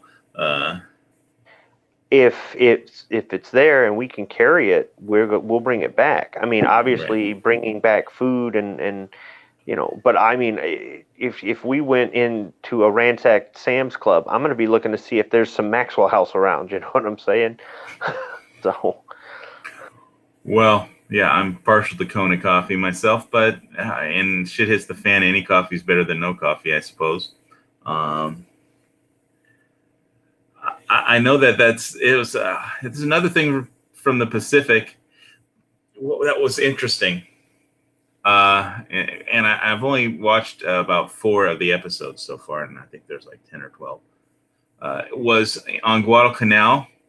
Was the main? They had everybody was in the chow line, and if you don't know about Guadalcanal, the first night the Japanese Navy rolled in, blew the hell out of, sunk a bunch of U.S. cruisers, and so all the supply ships pulled out, and so the only food they had was captured Japanese rice. So basically, they had this black chalkboard with the menu, and the menu said it said dinner, rice without beef, rice without shrimp, rice without chicken, and then people were just the chow line got into arguments because the Navy just pulled out. They're surrounded by 5,000 Japs. They don't have any supplies. And then they said, just get in line and get some hot chow. And then the chef dumps the rice into the mess kit. And guy looks in the rice and there's like weevils crawling around through the rice. And the cook says, just think of it as protein, which is actually from a survival point of view correct. But it was like they got left with pretty much nothing and had to survive. So I have rice. I think I don't, where I live in Hawaii, I bought like a big bag of rice, and I probably should freeze it, stick it in the freezer to kill anything that's alive in there, probably stick it in the freezer for a few days and just freeze anything that's in there. But it's white rice. White rice lasts the longest. I guess that's why the Japanese had rice, but even though they had weevils crawling in it, but it was captured when they captured Henderson Field. Another, one of the other things that I could get into, I could relate to was the hospital, because when there was a naval, I think I forgot which island it was, but it was when they were on New Britain. And they basically people would have some kind of problem. The soldiers, they would evacuate them to like this mental hospital which was just a building on an island with one doctor who just tries to assess what's wrong with people. There's no way to treat anybody or anything. And so it was just interesting having been in a hospital, relating to everyone's malady. Everyone had a different malady, and a lot of it was psychological from just being in combat and the jungle. Now, personally, I don't think surviving the jungle would be hard at all, but apparently, people just couldn't handle it. It's like the enemy wasn't the Japanese. The Japanese on New Britain, the reason that they would do suicide charges is because it was life sucks so bad as a Japanese soldier. They're trying to figure out why would the Japanese do these suicide charges where you're outnumbered by such massive amount. And I think the reasons they came up with was uh, uh, they were crazy. They really hated Americans, or that it was the starvation was just so bad that suicide bonsai charter was preferable. But it was interesting. It's an interesting series that I haven't finished watching it. But hey, as a civilian, this is how I can like relate to what real soldiers have to go through. And so I was a little disturbed when you told me that some people in gun channels had thought that I was in the military, because I never was. And it says on my YouTube channel that I wasn't in the military because my parents didn't want me in the military, because everybody else in my family was. And they just didn't want their kid to be in the military. So being a kid, I kind of followed their advice. I did wind up in a Marine recruiting office once because they kept sending me stuff about telling me I could fly choppers, but my vision wasn't good enough to get into that program. So I escaped the Marine Corps recruiting office and went to college instead. But it's like I never told anybody that I was in the military, and so it was kind of disturbing that somebody thought I was. I don't know why they would think that. I mean, I have like tiger stripe BDUs because my bug out plan here on the Big Island is to just disappear into the jungle, and you need tiger stripes to do that. So I'm invisible. It's okay. So for me, I was born into it. I grew up in it. My dad never forced me to do it. He said, do what you want to do. Just don't do it if your heart ain't in it, but don't do it for me. Do it for you. And I wanted it since I was a little kid. I understood some of the military stuff before I even enlisted. And then once I was in, I understood a whole lot more. I know that they don't really teach this stuff in school, and not every place in America has a military base nearby. Not everybody has somebody in the military in their family. And just like all the lies about guns, people watch these movies about the military and they think that's what people think. The movie Stripes is a documentary about Army recruit. It is so far from the truth of what they even for the Army. It's a good comedy. It's a good comedy. But it's a good comedy. But people, or they see MASH and they think it's really like that, and it's not true. So because it was always around me, and because I always wanted it, and because I was always reading books on it and everything, it's a foreign concept to me why somebody who isn't healthy enough and intelligent enough wouldn't want to enlist in the military just for a few years when they're young and get it out of their system. Go live the adventure, get out of your parents' house, go get a skill, get something to be on a resume, make friends for life, go travel the world, maybe see some combat, maybe not. And you'll never have to say, I wonder if I ever could have made it or whatever. I just never wondered about any of that. Well, some people, I know they've said that they wish now they had joined, or they never, thought they could, or they thought they were too heavy or too thin or too dumb or too weak. Somehow or another, the image of a Marine, every Marine is a 6'2", muscle-bound quarterback, high school football quarterback. It's like, no, we were all a bunch of just average guys. A lot of us were nerds, okay? But people don't know that they'll whip you into shape, or people don't know about just other things. They just know what they've seen in the frickin' movies. There are some people, I've talked to people who have kids that have no direction. They don't know what they want to do with their life. They don't have any skills. They haven't worked a job. They don't plan to go to college. They don't have any money. They don't want to. And I've talked to different people, and I've said, why not the military? If they're healthy enough and intelligent enough to join the military. And I've had people say, not my kid. My kid's not going to combat and dying for this country. Somebody else's kid can. And when I hear that, usually my response is 2 words, and you can figure out what those 2 words are. The thing is, though, not everybody's cut out for it. unless we're having a draft, which I don't recommend, but unless we're having a draft, I think the people, if your heart's in it, you should do it. But for me, I just don't understand why somebody, I can understand if you're disabled or you're dumb as a brick, or maybe for some reason or another, you've got kids at 18 and you know that you can't support them on a military salary or something like that. But I don't understand why anybody wouldn't want to do it. Not necessarily Marine Corps, but any of it, reserves, any of it. I just don't know. So it's a foreign concept to me. It's a foreign concept for me when I hear people talk about the military and they don't have a clue. I'm not saying they have to know every single rank or all the history or blah, blah, blah. There's some people just talk right out of their ass about the military. It's like, dude, how many war movies have you watched? You know? Well, what's really weird is when I was a kid, my grandfather never talked about fighting on the Eastern Front. I didn't find out about anything about that from him until he had already died, and I heard about it from my parents. But my only experience as a kid was when my uncle was in Vietnam doing 2 tours in S2, and I think mainly to get away from his wife, first wife, but it was.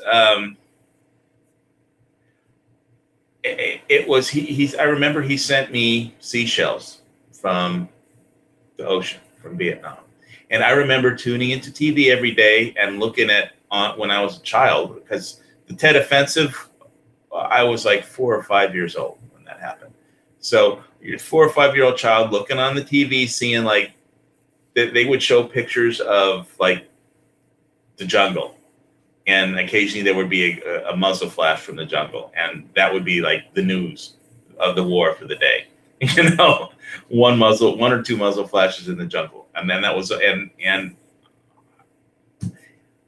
I remember when he came back from his second tour, we picked him up at the airport, took him out to a restaurant, and he had he was wearing his dungarees, and he had just a tan Army shirt with like a chest full of ribbons from Vietnam. I mean, he wasn't like a combat person, but there were no front lines in Vietnam. I mean, just being in Saigon, you could get wasted just walking down the street because there were no front lines in that war. So I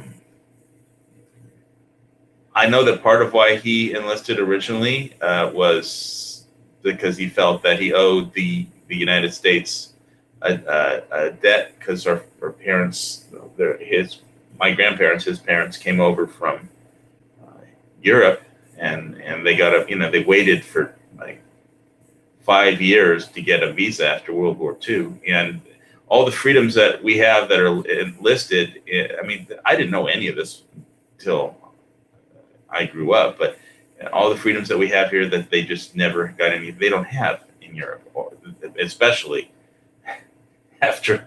during World War II. I mean, you didn't have any rights after Germany overran Poland. You just had to get the fuck out.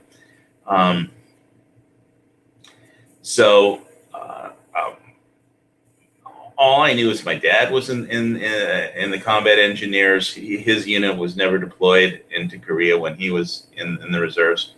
And that's a very funny story that I've told before about him, that he's told. But how his unit got tested, and they got a combat effective rating of 0, so they were never deployed. After like their officer led them over a ravine and in a training drill.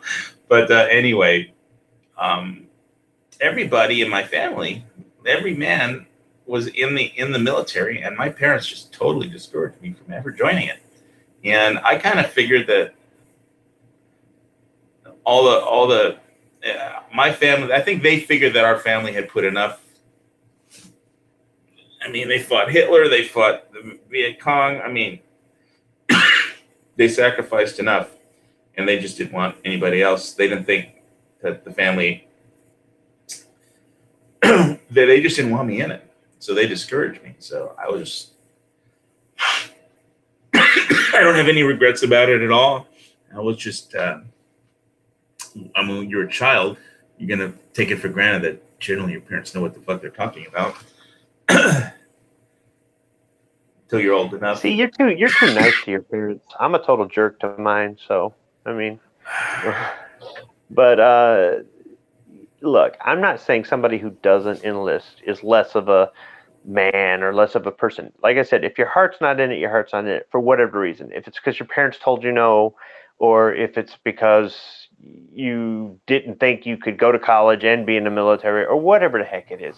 What you thought they were going to send you to war, or you thought they were going to send you to BFE, or I've been to BFE, by the way.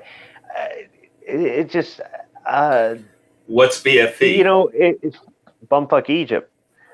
So, if some people, I don't think and recruiters lie. Okay, recruiters lie because they need to get people in. If they don't, they get rated by how many people they get in. Blah blah blah blah blah. And it's you do recruiting duty not just to get some time off from being on a base with tens of thousands of other people in the same branch of service, but you do it to get some family time and some other stuff. Plus, if you do it good, you'll get a promotion out of it. They didn't lie to me. I mean, the recruiter said, he said, how's your vision? I said, I'm nearsighted. He said, nope, it's not good. He could have lied to me and said, yeah, you could get into the program and got me to sign on the dotted line to be a pilot and fly choppers. That's true, but I'm telling you, in general, though, recruiters, if they're desperate for numbers that month, like when I was enlisting, they had to have 2.5 credits or points or whatever the heck they called it a month. You get half for a reservist and 1 for active. So you literally had to get 2 active signatures or enlistments and 1 reservist enlistment a month in order to maintain your bare minimum. Now that may go up, that may go down. They may have changed the system, how they do it. But it's almost like quota, like what a cop has to get quotas on speeding tickets. The thing is, though, if you don't have enough, they may rotate you out of recruiting duty, and now you're moving back to the base. And you just got your family settled in a place where there are no Marines, or there are no soldiers, there are no airmen, there are no sailors, and it's kind of nice. Or you're looking to get that promotion from sergeant to staff sergeant, or from corporal to sergeant, or from staff sergeant to gunnery sergeant. And if you're a recruiter for 2 years and you get enough people to enlist, you're going to get that promotion, and that promotion means money and a bunch of other stuff. You're gonna bust your ass. So sometimes there are guys that will lie to get people in. They'll also be a lot nicer to you than Well, I think the guy that I met he just tried to talk to me about things that I had no concept of what they meant. He would, because I was only 18 years old, and what do I know about things like honor? Right. Loyalty, patriotism. I mean, I would have had to join the Corps to have somebody explain to me. I didn't figure out what that stuff meant till I was a lot older. And when I was in the recruiting office, I knew all the languages. I knew the ranks that were on their shoulders. I could address them all by rank, and I didn't have to read it out of some book and all this stuff. I knew what this acronym was or this terminology because I grew up around it. I remember the Army recruiter would come down to the high school. He saw my ASVAB scores, and that guy would not leave me alone. I'm like, look, dude, I don't want to be in the Army. I want to be a Marine. And when Desert Storm happened, I went to the Marine recruiter, and he says, you've got to finish high school. And I said, there's no way I can go back and get a GED or something. I want to get my ass over there. And they're like, nope, you got to finish high school. So I went over to the Army recruiter. I said, all right, you've been after me for years. If you can get me over to Saudi right now, I will freaking enlist in the Army. And he says, nope, you got to finish high school. I go, then I'm just going to wait and be a Marine. And I remember one day I was at the commissary at the local Air National Guard base. And the guy in front of me turns around, he looks at me, and he goes, hey, you're that kid I've been chasing around high school for 4 years. I'm like, yeah. He goes, what are you doing here? I said, I'm shopping. What does it look like? And he goes, no wonder you know all the military stuff. You're a dependent. Meaning I'm the child of somebody who's in the military. I'm like, well, yeah. So like I said, I grew up around it. It's not a foreign concept to me to be around it, to understand it, to know it. Plus, I studied the crap out of it as a kid. I was reading book after book, any book I can get my hand on about any branch of service or military history. But what's a foreign concept for me is for somebody else to not want it. Well, if they didn't grow up around it, they're not going to. And if their heart's not in it, or they just didn't want to do it, or they didn't know enough about it, and it was the unknown and they didn't want to face it, or whatever it is, that's fine. I'm not saying you're less of a person or anything. It's just, I just don't understand why everybody wouldn't want to do it. I could tell you, I had my own of plans. I had like I felt like I had some kind of future to work forward to that I didn't need to validate what did I need to, it didn't have anything to do with the military. What I wanted to do, I wanted my pop was in the film business. I figured I'd get into it, and it was that simple. And your dad was in the military. Yeah, You figured you'd get into it. Well, yeah, but when I enlisted, Dad had already retired. So, but you know, and I could have gone away to work at one of the auto plants, and I mean, I was working at a small auto plant, but I'm saying one of the bigger auto plants. I could have held out to try to have somebody in my family try to get me into the UAW or all kinds of, it's just, yeah. I suppose if you've got an opportunity and you're like, I can't pass this up, or this is what I want. My thing was, I was planning on doing 20 years in the military and retiring, and that didn't happen. I don't consider that a failure. It's just my life changed. Yeah, your family. Did your family have anything to do with you getting out? I mean, did they just want you out because they didn't want you to get killed? Because I've met Marines that after they did like a tour in Afghanistan, their family they didn't mind staying in for another re-enlistment. But their family was like, come back, please. Family says. First off, I don't do what my family says. Once I was 18, I'm a grown man. I do what I want. I might go back to my parents to bug them for money, but otherwise, though, I don't. I did my own thing. I didn't go to mommy and daddy for permission for stuff, and I definitely don't today. It wasn't about permission. I think it was, in the case of the Marine that I talked to, was they just didn't want him killed. Well, in which case, I have those two words. Okay, if my mom had called me or wrote me a letter while I was over in Somalia and said, just find a way to get tossed out. That way you don't die over there like those guys. And it wasn't find a way to get tossed out or shoot yourself in the foot. It was like after you've done your term. I mean, this particular guy volunteered after 9/11, like a lot of people did, and after he did the tour in Afghanistan and did his 4-year stretch or whatever, that they said, please come home to Hawaii my thing is, okay, did he want to stay in, or did he say, I've done my time, I got it out of my system, I've met my goals, or whatever? I mean, if it's my mom's on her deathbed, and if I'm over in Afghanistan and she dies, I'll never forgive myself. That's different. But if it's just like, no, I proved I can do it. I've had my ass in the grass, whatever it is. Yeah, my enlistment's up, I'll leave. That's one thing. But if it's no, I really want to make a career out of this, and it's like, no, don't, what, if you're that kind of person, you're that kind of person. I'm just not, okay? If my mom said, I don't want you to make a career out of this because you could die, I could die walking across the street and get hit by a bus. Mom, really? So no, I don't have any sort of, that would have never been a factor at all. If Dad had told me, I don't want you to enlist because of Vietnam, I would have gone down there and signed up and just not told him, but my dad told me, don't do it for me, do it for you. And my mom never said, don't do it. But, if she had, I would have just, I probably would have cussed her out and walked away, because this is my life. This is my dream. This is my goals. And I don't let my parents dictate that sort of thing. I know my parents would love to control my life, and I understand where it comes from. I have children of my own. I would love to be able to just tell them what they are supposed to do. They go do it, and then they go live a successful life, and they have money coming out of their butt. That's not what they're going to do. Yeah. I'm going to try to be as understanding and supportive as I can. There's going to be certain things I'm not going to support, and I don't care what kind of a jerk they think I am. And yeah, when they do come home, I'm sure they're going to be sticking their hand out asking for money, and eventually the money will run out. But the thing is, though, now that I'm a parent, I definitely I understand why my parents would want to be controlling my mom more so than my dad. But I don't want to do that. I don't want to do that, because when you control somebody, you push them away.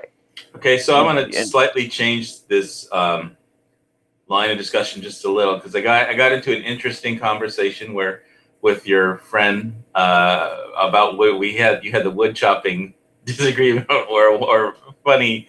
We talked about wood chopping with the Mike Helton guy, not the NASCAR guy, but the Mike Helton survival and prepping. And he had put out in one of his videos that he thought that only people who had served in the military could be patriots.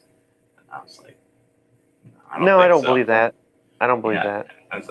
Like I said, if you've got something that's keeping you from this, either you don't understand it and there's a fear of the unknown, you've got some sort of obligation that you can't give up 2 years or 4 years or 6 years of your life for because of this obligation, or some people can't pass the physical, or they can't pass the intelligence test, or they're not taking felons at that particular time, or whatever. They have something. They do. There are times where they will take criminals, and there are times where they won't. Yeah. And whatever it is, if they've got something that prevents them from getting in or ever getting in, that sort of thing. Okay, fine. I mean, I'm not saying there isn't a legitimate reason. The legitimate reason is you just don't want to do it. Okay, that's not everybody has to. First off, there ain't enough room for everybody to be in.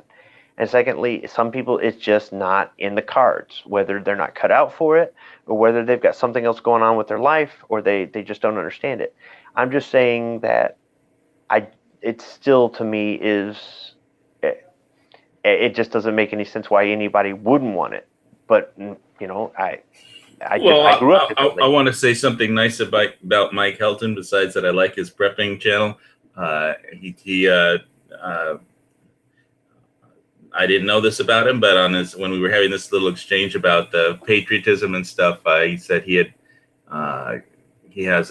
got awarded the Purple Heart with oak clusters, which I assume means Army or Air Force is what the clusters mean. I think the Marines and Coast Guard are stars for the Purple Heart. So I don't know, how does that saying go? No greater love can a man have for his country than to lay down his life for it. But I don't know who wrote that originally. Something like that. So, but I do think it wasn't. Nobody won a war by dying for their country. They won a war by making the other poor dumb son of a bitch die for his. Okay, well, there you go. So right, but that came from somewhere else. But the whole point that I was trying to make was that you don't have to be in the military to be a patriot. But what I said was, allow us civilians the grace to love our country for the freedoms, that they're fighting for. Because that really, it's not just nationalism. It's if you actually, this country has. If like my family came from a country from a continent that didn't have any kind of freedoms like what's listed in the Constitution, and they're all written down what our freedoms are, and there's no other country on the planet like that. So that's what makes it worth fighting for. That's what makes. I think that's why America has the best military. I mean, it's a country that has something that's worth fighting for. Yeah. Well, when you're overseas, then you're fighting for the guy next to you. You are thinking about home and mom and apple pie, but you're fighting for the guy next to you first off. Right. The other things come secondarily, though. What I left it off as is that what makes freedom makes America great, not combat. And because there's a lot of other countries that are good at combat. I mean, the Soviet Union crushed down Hitler. I mean, they got pretty good at combat by the end. They pretty much almost single-handedly defeated the Nazis. When you really think about how many Soviet Union soldiers died. And by the way, I did get that Afghan boonie hat from Soviet Milsurp. Yeah, we should tell everybody that you were in the military. You were in the Spetsnaz.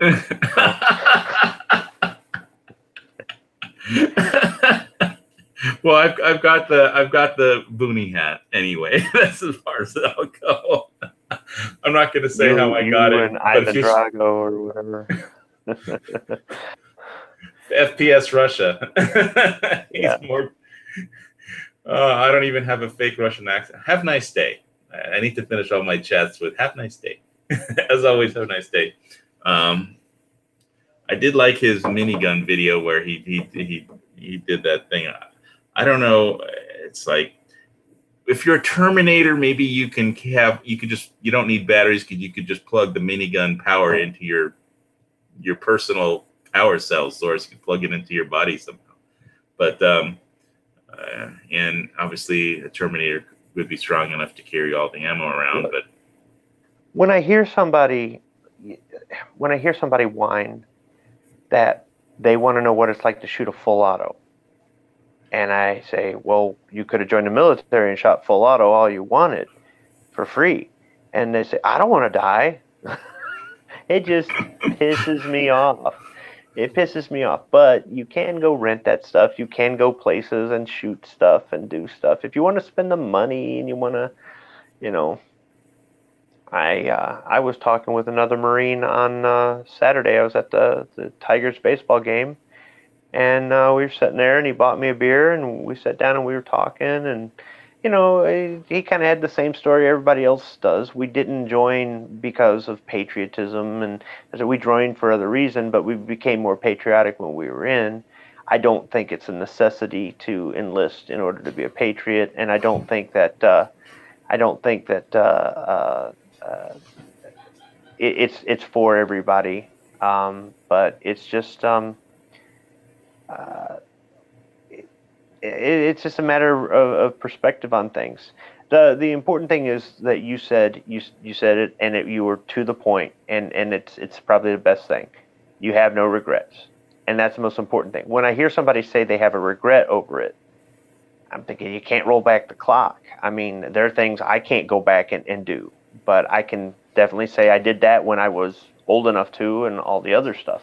When I talk to somebody who's got regrets, I feel bad a little bit, but then it's kind of like, well, you know, there's all kinds of opportunities in life we miss out on, and sometimes missing out on it could be a blessing in disguise. You never know. So.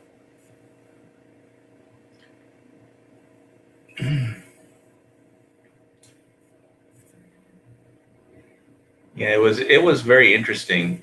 I mean, because the hero in my family was really my grandfather Abraham, who basically he was in Warsaw when it was overrun, and so was my uncle when it was overrun by the Nazis, and they had to bug out, and they wound up in work camp in Siberia, Gulag, basically, and then my grandmother let a pig escape, so she escaped a death sentence, and they said when they found the pigs, and they got sent to a concrete factory in Kyrgyzstan, and it wasn't a death camp, but the conditions were so bad in the concrete factory that everybody died. So when they were forming the Second Polish Corps out of Polish refugees, the only way not to die was to volunteer to be in the military. So that's what he did. And he had to leave my grandmother and my uncle and my mom behind in the concrete factory while he went off to fight, because that's the only way you actually got food. I mean, if you were fighting, he was a sapper in the Second Polish Corps, and he marched up and killed Nazis for a couple years, and they marched from Kyrgyzstan to Lublin, Poland, when he mustered out with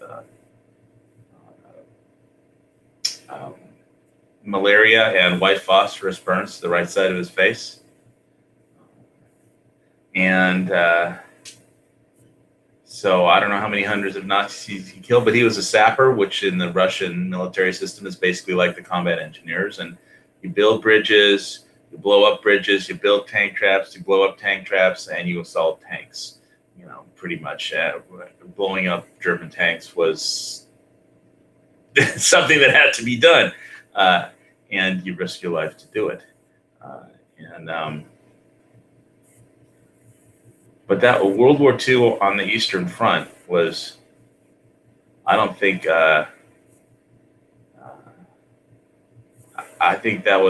anybody's really, I don't know if anybody's really made a movie besides Enemy at the Gate, which that was a sniper versus sniper, but it didn't have anything to do with like regular combat.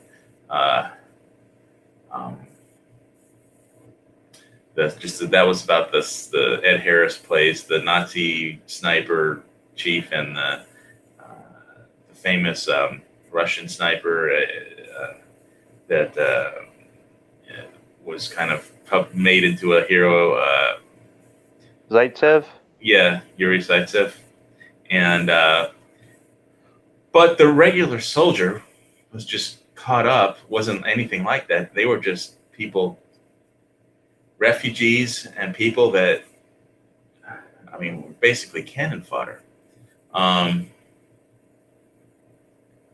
And so the grandfather Abraham was the hero in the family, but he never, ever talked about it. And he was he was a person that he enjoyed being a grandfather. He enjoyed living in peace, and he never wanted to ever even pick up a gun. But it was fight or die. It was, and literally fight or die. And so, yeah, he volunteered to join the Second Polish Corps when they formed that, and it was kind of like a unit in the Russian army, pretty much. But I mean, it was under Soviet command. But I mean, it had at the time, I think it was a famous. You can look up the Polish Second Corps. They had like a Polish colonel that they put in command to organize all these refugees and whip them into a fighting force that would be under the command of the Soviets. So, but I didn't even know anything about that. I didn't know he never could shave on the right side of his face because the white phosphorus, after he got burned with that, hair never would grow, whiskers wouldn't grow. But he never, ever talked about it. He was just happy to live in peace. And he never said one word about it. He was just, but I guess he earned it the hard way. That was, Eastern Front was a different, special kind of hell. I don't know if he was in I don't know which battles he was in. I know I have an idea of some of it because my mom wrote a book about it, Lost and Found. But it's, so really, I had no idea about any of the military history of my family, except for that my uncle did 2 tours in Nam. And when I think of my uncle, I really have 2 images. I have one image of him being dragged away from that bomb shelter in Warsaw that they ran out of, and then it took a direct hit and blew up. And my picture of him as a child is looking up at the German planes coming down. And the other image that I have is when we picked him up and took him out to the restaurant his first day back from Nam after his 2nd tour. So, I didn't know anything about what my grandfather had been through until a long time after he had passed on. And I know the Polish army didn't, you know, they had to go back. My mom went and paid for a record search for we have documents of the doctor's notes. They have, you know, you could pay somebody and they'll do a record search for microfilm related. If you have a relative that served in the Polish military, you can pay for a record search. And they found like the doctor's his muster out notes when he was at the intake to the hospital where they diagnosed him with malaria and white phosphorus burns. They have a list of all of his possessions when you go into the hospital, and it wasn't much. But, and obviously it's in Polish, so you have to translate everything. But that was a different kind of hellish war. And, you know, that's interesting. That was the interesting part of that movie that G-Webs likes called Red Dawn, when they ask him, well, who is on our side? And how did World War III start? And it's like, I guess somebody just forgot what it was like. Yeah, man, it sucks. Yeah. And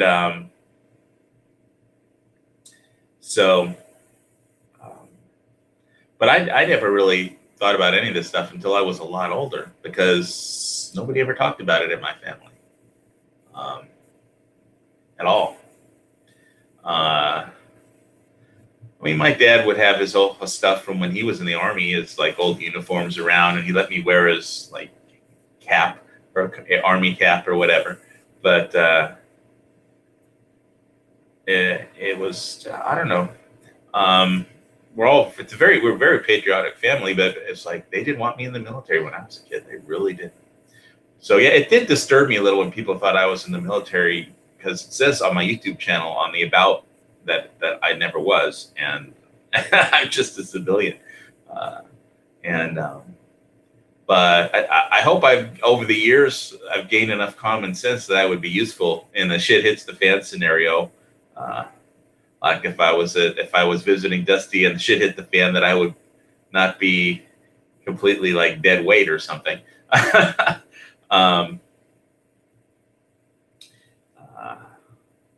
So I'm into prepping as a hobby, and like I think you said, a useful hobby. And so I like to think about these things, but I don't like to dwell on them or anything. I look at it as a fun hobby, and when I have these, scenarios. Okay, if the shit hits the fan, here's our problems. Here's how we do. But I don't wake up and have nightmares or dreams about, or hope that the grid goes down. I mean, it's just a possibility that could happen, and it's a smart idea to be prepared. When I grew up, I did hear the stories about what I did hear when I was growing up, about the stories of what it was like living in a gulag in Siberia. I heard that one quite a few times, and I heard a lot of stories about that, but never about being in the military and fighting. And obviously, on the Eastern Front, there was a lot of fighting, but mostly I heard about what it was like to cook latkes for the holidays, and it was like sugar. I mean, it was like candy to like starving people. I mean, so some of those Jewish traditions, like for Hanukkah eating latkes, that was my connection to what my family went through during World War II, was eating latkes for Hanukkah, and so I guess I just had a different experience growing up than Squibb did.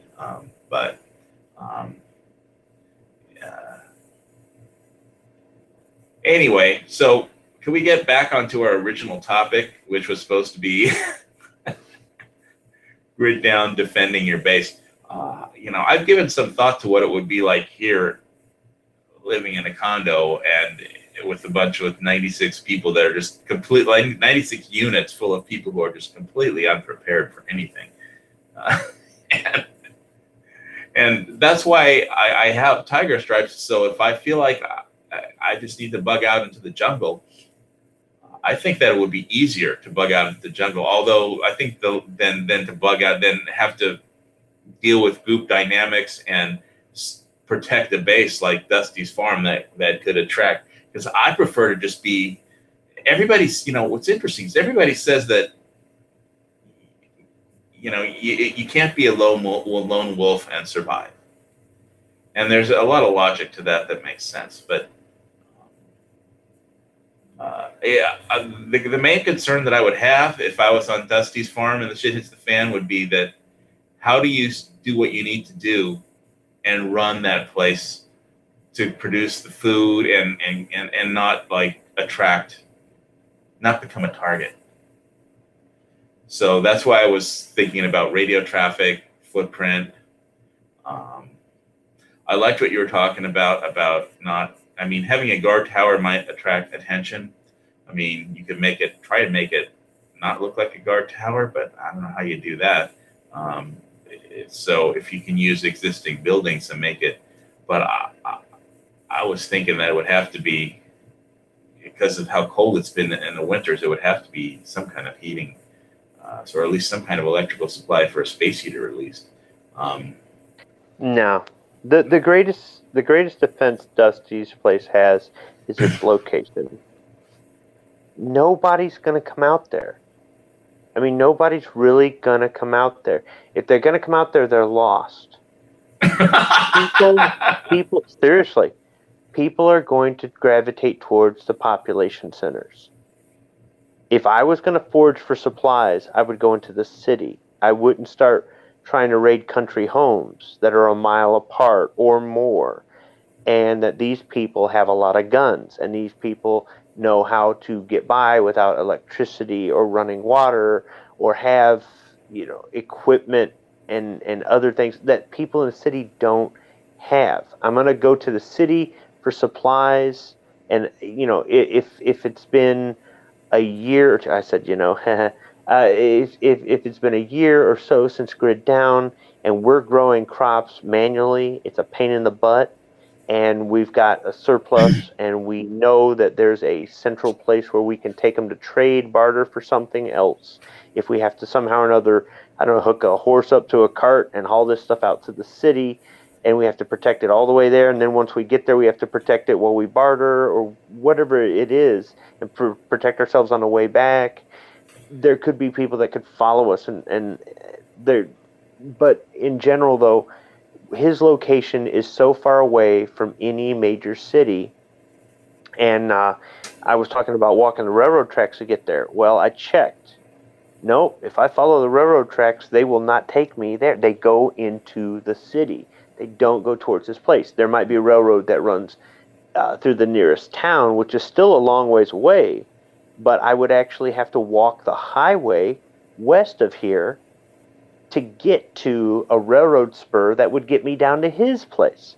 So we would actually be more exposed walking the highway to get to where we could start walking the railroad tracks. He's in a place where there just isn't. There isn't. I mean, it's a 2-lane asphalt road. It's not a highway. There's no expressway nearby. The nearest expressway's got to be 30 miles away. The nearest U.S. highway's got to be just as far. Well, maybe not as far, but it's not a. It's just where it's at. It's not a major highway. It's not like a freeway type U.S. I mean, there's just not. So I'm not saying that we'd just be there going, well, we're safe because we're so far away from everybody. I think everybody should have a rifle on them when they're out in the field working, or if they're pumping the pump to get water, or if they're trying to fix something, or if they're whatever they're doing. Everybody needs to be armed at all times, because if we have to go to defend the place because somebody is approaching, then we're all ready. But I think that would be probably our best defenses is remote location, and everybody always keep a rifle with them. So the only danger that we really identified was proximity to nuclear power plants. How far away is the closest nuclear power plant? He is, by car, 2 hours in either direction. There's a nuclear power plant on the same plane, on the same, would that be longitude or whatever? So about east and west? East and west, basically? And west. Yeah. I'm really not concerned about the one to the east because the wind blows from the west. Rarely does it come back from the east. If anything, it'll come from the south or from the west, or even the north, but it rarely ever blows from the east.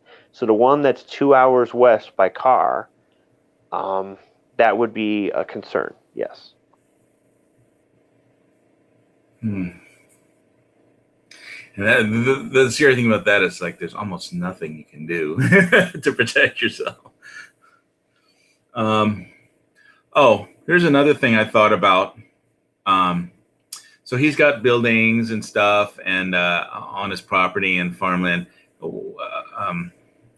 With all the, I was binge watching Tour of Duty, and one of the episodes, they have like a commo bunker. What do you think about a command bunker, traditional command bunker, where all the communications are hooked up into, and that says, sandbags, and it's mostly dug underground. So I don't know how much of a threat you would get from artillery. I mean, because I don't know how many people are going to have mortars or recoilless rifles. If somebody raided the National Guard armories, or they raided the National Guard bases in Michigan, well, you could raid the They knew how to use the equipment. I mean, if you had a veteran who got into the armory or got into, say, Camp Grayling or Fort Custer or something like that, and got their hands on something and knew how to use it, that could be a threat. But I mean, if where he's at, they're raining mortar shells down on us, we got bigger issues than that. So Yeah, that's the bug out or die situation. I would seem for starting to take mortar around. But I mean, you could literally, you don't have to raid an armory to get a recoilless rifle. You just have to raid the ski patrol headquarters, because the National Park Service has them. I don't know how many rounds they keep to basically for avalanche control, but they only cost $6,000. At least that was like slightly over $6,000 was the last auction, according to. if you waited for everybody to get to the house and shot at the house was one of those things, and pretty much killed everybody in the house in one shot, that's great. You also destroyed everything in the house. Now you've got the pole barn and the other building and the silos and any vehicles that are parked out there, whatever. You can siphon fuel. You can try to, gather up whatever food or water or anything, tools or parts or whatever might be stored out there. But if a majority of the food or water or medical supplies or whatever they're looking for is in the house, they just took it out. I mean, it'd be easier than having a recoilless rifle or mortars or anything like that. Would just be to burn the damn house down. So if somebody's out there meaning to do us harm and they don't really care about trying to get the maximum amount of essentials at a location, well, that's a whole different kind of threat. That's just some nut job. But they're going to go, they would be better off taking something like that to the city to use than to bring it out in the middle of nowhere and hope that, Farmer Bob here isn't already out of supplies. Just because he can grow food doesn't mean that, he's, I mean, some of those guys. I would think about it like locusts going from place to place, just raiding and shooting everything up and seeing what they could get. By just pillaging every farmhouse on a highway, and until it would take forever. It would take forever. Well, I mean, if you had your recoilless rifle mounted in a pickup truck, on a carriage in a pickup truck instead of having to lug it around, I know they used to mount them in Jeeps, but I don't know what they used on radon and Entebbe. I don't know if they used recoilless rifles or something else in those Jeeps on radon and Entebbe. I'm gonna have to go watch that new version of that. Hey, New York Prepper, out there in the external YouTube. Well, that it would be people. I mean, yeah, you're saying it's a remote location. The odds are low of anything going on. Do you think there'd be any point in putting in the effort with sandbags and stuff to build a command bunker that's like mostly underground, or dig that out? If we needed that, we just use his basement. I didn't even know he had a basement. So, all right. Okay. Pretty much everybody in Michigan has a basement. So. Why is that? I don't know. It's just something they do here. See, having a CP would mean we'd have to have more people. And we would have to organize patrols from there. And we would also, maybe we'd even be reporting into a bigger organization. Say we got all the farmers in the county to get together and form some militia. And we had people living with us that were militia members, and we're sending them out on regular patrols to look for supplies or to keep the bad guys away or whatever. Okay, at that point, sure, we could use a command post. But otherwise, there would be no need for it. It wouldn't really serve any purpose. Right. It's just someplace just someplace for a communication center for that was protected from artillery, I guess, to some extent. But I guess if that's not a threat, then you don't have to worry about it. You don't need one. You know, I will say this though. The concert I was at tonight, the second half of it was really upbeat. I mean, the music had tempo and it was motivational and, you know, could get you going.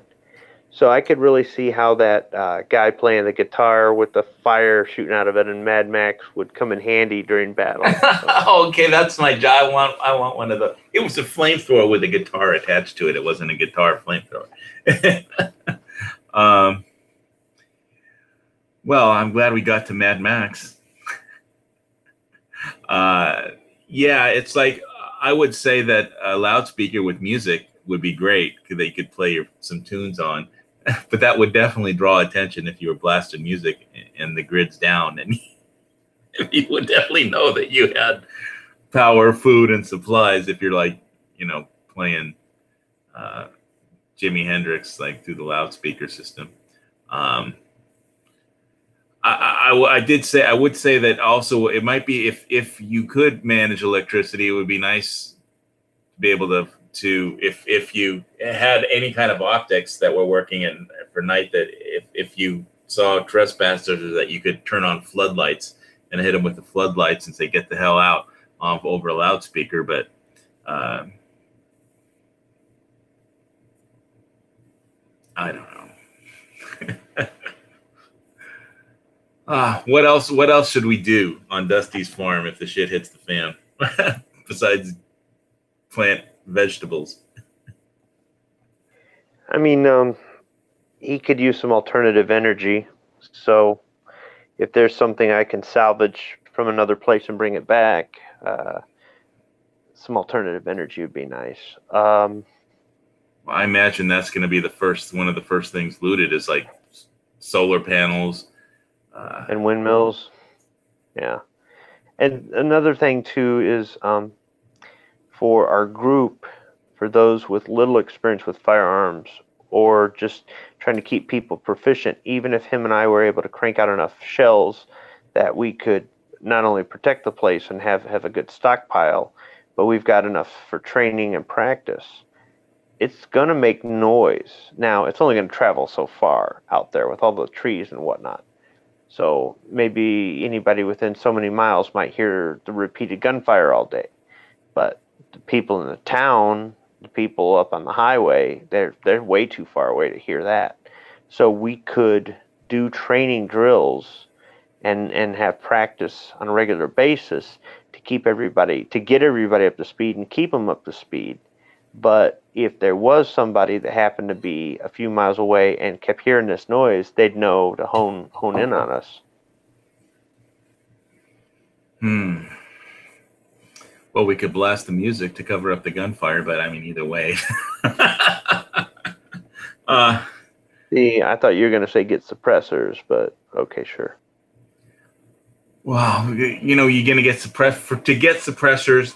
You have to do that when the grid is up, right? And so, well, I mean, the gun store's already going to be raided, and I'm sure they're going to knock over the glass case with all the suppressors and take them. But if for some reason we did come across a gun store, wait, there's a gun store with just like a glass case full of suppressors.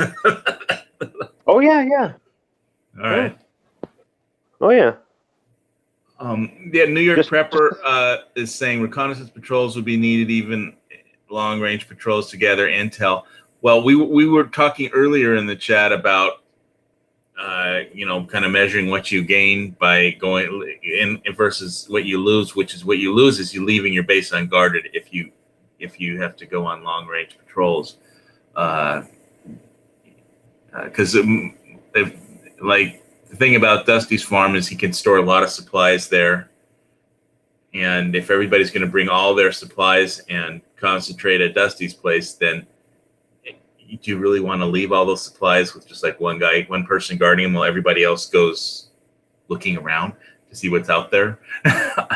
So I think what we were saying earlier is that if there's some particular supply like fuel or medicine that we have to go forage for, then that might be worth the risk.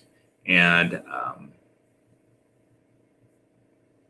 I don't know if 2 or 3 guys just is enough to go into any major metropolis. If there's gangs that control things, then you would need more than 2 or 3 guys. I think. Would you go into a major town with just only 2 or 3 guys? Squib? Depends on what 2 or 3 guys. Depends on what 2 or 3 guys I got. You know, sometimes having a small group kind of helps, because now you're small enough that you might be able to not be noticed. On the other hand, you go in with a big group, you might make a big target, or you might get a lot of attention, but people might not want to mess with you either. My idea was that I mentioned last week was just going in between the hours of 1 a.m. and 4 a.m. because 90% of the world is in deep REM sleep. I'm sorry, go ahead. You're counting on people keeping some sort of a schedule. When it goes down, people are going to be on whatever schedule they're on. They're not going to be using alarm clocks anymore. There isn't going to be, most people are on day shifts, stuff like that. People, if they want to be up, they'll be up. If they want to be asleep, they'll be asleep. Okay, so my kids are out of school, right? So they're sleeping until about 11 in the morning, and they're staying up till 4 in the morning. All right, I'm on second shift, and I don't have to take a kid to school anymore. So I'm going to bed at 2:30, and I'm getting up at 10:30. You'll set whatever schedule you set, unless you've got some sort of a job or something that you've got to do where somebody's waking you up because it's your turn to take watch, or something where your time is being dictated by something. Otherwise, you'll probably get into some sort of if you're just some marauder or something like that, you're probably going to get into some sort of lackadaisical thing. If you can get your hands on alcohol, you'll probably be drinking. You'll drink till you pass out, and then you wake up sometime in the middle of the day the next day and just not care. I think that I could get by on 2 to 3 guys getting into town. The problem is 2 to 3 guys are only going to be able to carry back so much stuff, and we may end up consuming half of the food that we carrying it back, so it may be totally pointless. Now, if New York Prepper said long-range patrols are good for intel, yeah, I would say that would be a secondary mission for us, though. Our primary mission would be foraging for stuff. We might try along the way there, along the way back, to try to find, if it's total grid down. I mean, there's no vehicles running, whatever, right? Or no vehicles with any sort of I suppose under certain circumstances, certain vehicles would still run, but it'd be small engines or old vehicles. But anyhow, for all intents and purposes, we ain't got no pickup truck. Maybe if we could find horses, then we're gonna, if we found an abandoned farm and they had horses that were in good shape, and they had all the tack and harness and stuff, get the horses hooked up and get them back to the farm. Now that's a liability, because now we got these animals we got to feed and take care of all year round, and shelter them in the winter and that sort of thing. But now we've got some transportation and maybe something to pull a plow if we fashion a plow, or try to use one of the plows from the tractor. Maybe try to get the horses to pull that or something like that. So there would be secondary missions. Intelligence gathering would be one of them. I'm really not that interested in bringing back the paper. I'm more interested in seeing... paper. There won't be a paper. Who's going to print papers after the grid is down? Right. Well, I'm being facetious when I say that. I mean it in a not a literal sense. I don't know. Can I ask you a transportation? I'm going to ask you a Michigan transportation question. In the winter, okay, sure. Dog sleds? Yes or no? No. No. Okay. Not here. Maybe in Alaska, but I ain't never seen no dog sled here. I mean, if there is a dog sled, I guess. I mean, you could take a dog sled on the same trail you take a snowmobile on. I guess it would work, but I've never seen a dog sled thing here. I mean, maybe people do that up north, and I just don't know about it. But I've never seen it. All right, just an idea. I'm not really going to have some stupid dog tow me on a Oh, sled. let's not get into the whole thing with stupid I'll dogs. get a stupid horse to ride around on. So, I mean, horses have their own issues too. You know, the whole, if they break a leg, you got to shoot them, and if they throw a shoe, I don't know how to shoe a horse, right? They can have problems, and you know, they eat a lot of food, they make a lot of manure. Yes, they I eat a mean, lot of food. Feeding a horse is required. I know that it depends how much they don't eat corn or soybeans, so you'd have to have a supply of hay. I don't know what kind of intelligence, New York Prepper, you think you can gather if well, the grid here's the is thing. down. Think about it like this. Let's say we started off by walking all the way to the U.S. highway, which is quite a ways away, and we took the U.S. highway to the nearest town. First thing we're going to check to see is, are there still abandoned cars on the highway, or how many of them are there if we didn't pass them on the way in. We're going to be gathering intelligence heading from southeast Michigan to south central Michigan. Just along the way, I'll be taking notes and making some references, and obviously reporting into Dusty to say, hey man, this is what we saw. It's pretty bad out there. But we would probably go out to the highway first and see what sort of condition was out there. Has anybody made an attempt to try to clear the vehicles?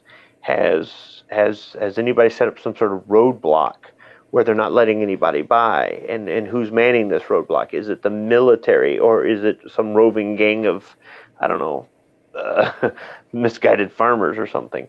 And then from there, once we got into town, we could try to assess, okay, here's the nearest town. It's got a couple small stores and a post office and stuff like that. Obviously, the mails aren't running, electricity isn't working, that sort of thing. But this is where the infrastructure is, or this is the nearest infrastructure. How bad is it here? Have the people all gone nuts and, you know, is it all controlled by a gang? Is it all controlled by a gang, or is it controlled by the former board of trustees or mayor or whatever they had, right? You know, is there any sort of attempt to keep law and order? You know, is the sheriff or the PD or whatever they've got there, are they still trying to do their job? Is the fire department still trying to do whatever it can without running trucks? I mean, what's the condition there? Has the whole place been abandoned? You know, that could be something. A small town, they might just abandon the damn thing. You know, we start going house to house, and you know, the doors aren't locked. You just walk in, and the house is empty. That could be dangerous. That could be a dangerous. You want to walk into houses? It could be, but I mean, well, let's say we get into town and we don't see anybody. Tumbleweeds go blown by, right? Not that we have tumbleweeds in Michigan, but you know, I mean, there's literally nobody. It's like a sci-fi movie. At that point, yeah, I might start going. That's the part in the movie where everybody gets ambushed and killed, or the monster appears. That's where the zombies, come out of nowhere, and we're trapped in this freaking house, right? And you know, oh, let's run upstairs. Oh, that's even better. Good job, asshole. So, yeah, but at that point, if it was literally, I thought there was nobody around at all, then I might go up to the nearest house or something like that. And if I went into a house and it was abandoned, I might go to the house next door or across the street and see if that's abandoned. If I start finding houses where there's dead bodies, I want to see if it looks like a self-inflicted gunshot wound or if it looks like somebody came in there and shot. If I see houses with dead bodies, I figured that's bad medicine. I just want to get the fuck out, because nothing. I don't want to wind up in a city and then all of a sudden, like, I'm looking to see if there's anything I can use, and then all of a sudden, us 2 or 3 guys are surrounded by 20 or 30 guys. Well, that's just it. If I go in there and there's a couple bodies laying on the floor and there's no guns next to them, those aren't self-inflicted gunshot wounds.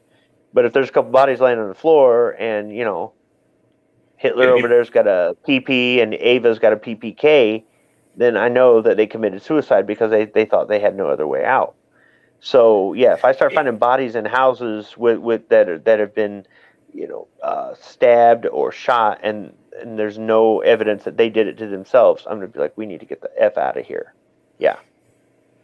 So I think that the point is, when you're going out, you ought to have a reason a pretty good reason for leaving the safety and we're going to need something. Yeah, we're going to need something either. And you know, the whole horse thing, I've first obviously talked to Dusty. If he said, don't bring no effing horses over here, okay, fine. If he's like, no, horse, great idea. Yeah, you know how to ride one, right? You know, that sort of thing. Yeah, I know. Right? You know, I don't. So it's more work putting the damn saddle on them. And I haven't done that since 4-H camp. So it might not. Yeah, I might have some trouble. But yeah. Well, I you mean, figure out how to ride the horse, and I'll buy a bugle and figure how to sound charge. I can ride it. It's been a long time since I put a saddle and a bridle on one. So I mean, if we were going to look for horses, that could be one mission. If we were going to get medicine, if we were going to get parts for something to fix it, if we were going to try to find some food, if I just wanted a damn cup of coffee and I couldn't take it anymore, that would be. That was one of the scenes in the show The Pacific that I got the DVDs for, was when they were in the Marines were in on New Britain, and they were just hating the jungle. It was raining every day. It was muddy. And it was just sucked. And somebody, one guy was complaining that the officer stole his wood case with his Japanese pistol that he got off a dead Japanese. And he was bitching and moaning, and he was like, shut up. We're drinking our coffee. This is the only good thing that happens to us every day is we get to drink coffee. And so I don't want to hear any shit about what's wrong while I'm drinking coffee. So yeah, it's like amazing what a psychological, I mean, it's and what's funny is when I first moved out here, I still had my dubbing contracts, and I would fly back to the mainland, and everybody, I would bring Hawaiian coffee with me, and all the people at the studio that worked there, and all my dubbers and all the engineers, they were so used to they were so sick of the Maxwell House that because it was the least expensive coffee, that the studio owner was too cheap. They were like, "Did you bring any Hawaiian coffee? Did you bring any Hawaiian coffee?" It's like, yeah, I'd show up with like 2 bags of Hawaiian coffee, and they'd do anything for me, irrespective of the money. Yeah, it's a huge psychological thing to have coffee. Just to be able to kick back and drink coffee. I mean, especially if it's good coffee. It's just so let's say somebody was out there, they were passing through, and they saw us, and they, kind of waved to us or whatnot, and we decided we were going to go out there and approach them rather than them approach us. And they had guns, we had guns. It wasn't too standoffish, but it wasn't. Both sides were ready to deal with each other if it got ugly. But for right now, let's find out what's going on. And they were saying, we could use a meal, and we could use a place to sleep for the night, and we'll get out of your hair. And we're really low on supplies. We really can't afford that.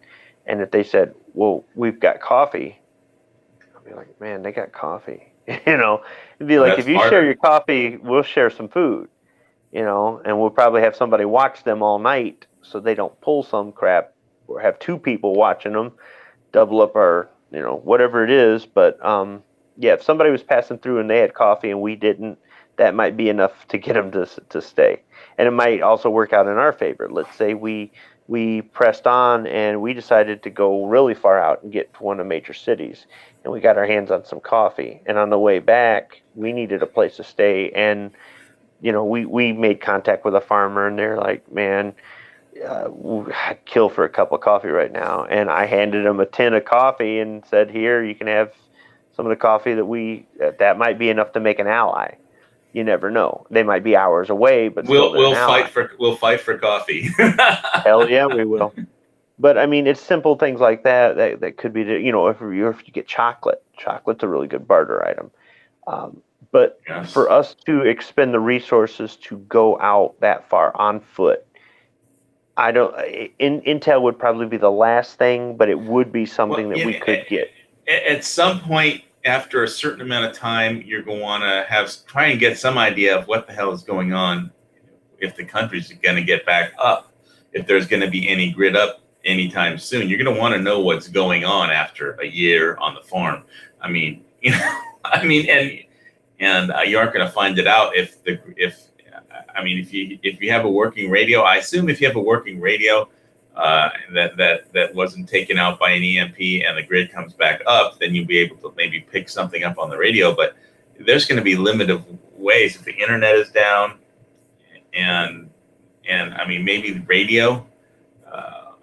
If you have, I would say it'd be important to have just like some radios like in a Faraday cage.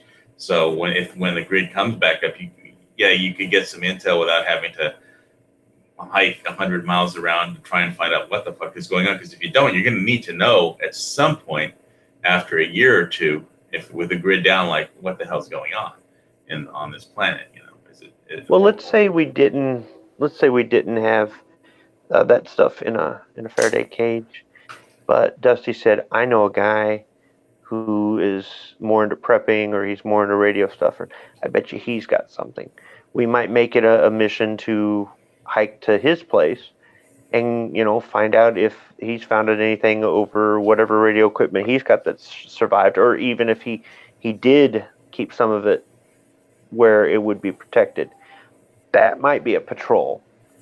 That might be a mission where we're going to leave the place with less defenses, and we're going to expend some of our consumables traveling there and traveling back. Or maybe we need to bring some barter items with us because, you know, I mean, what if Dutch said, hey, I know this guy and he's into all this stuff, and I bet you he's got a working radio, but, you know, the guy likes whiskey, so let's bring him a bottle of whiskey, and maybe he can give us some intel or something like that. I know that some of this stuff it sounds a little bit like something out of a movie, but at that point, some of that movie crap would actually be happening.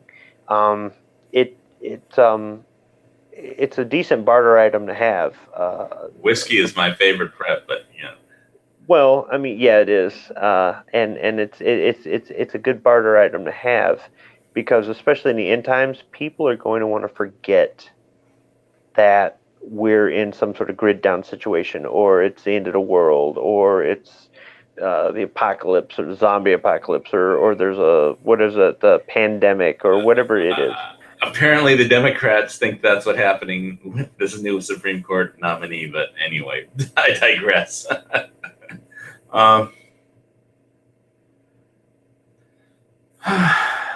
So, yeah, it pays to have your preps, but it only pays if the grid goes down, which is not something you want to see happen. And I would say that here's another thing Mike Helton was saying. It's like he doesn't want to spend any more money on preps. And I could totally understand that. You don't want to run up your bills because you could go crazy spending money on this shit. Like, how many tins of coffee are you going to set back and, you know, put in a cache that you bury somewhere? And I mean, how much money do you want to spend on stuff that you're going to bury in the ground in case everything goes wrong in the planet? I mean, most people have bills and they just can't afford to spend $10,000 or $20,000 or $50,000 on preps. It's just not doable for most people. So I can totally understand that for sure.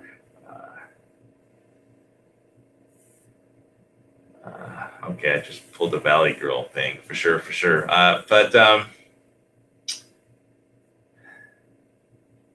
I guess you have to just draw the line somewhere on prepping. I mean, I just spent some money. I got those. I was showing them last week. Those leather. Those French leather magazine pouches, and I put a 40-round Gen 3P mag in there, and it fit just fine. They have belt loops that you could run and hook them up to. I mean, it's just amazing that if you, for $13.50, I got 4 leather belt pouches. I mean, if you paid a leather worker to build those, I mean, he couldn't even get the leather for $13.50 for one of them, and the thread to sew it all together.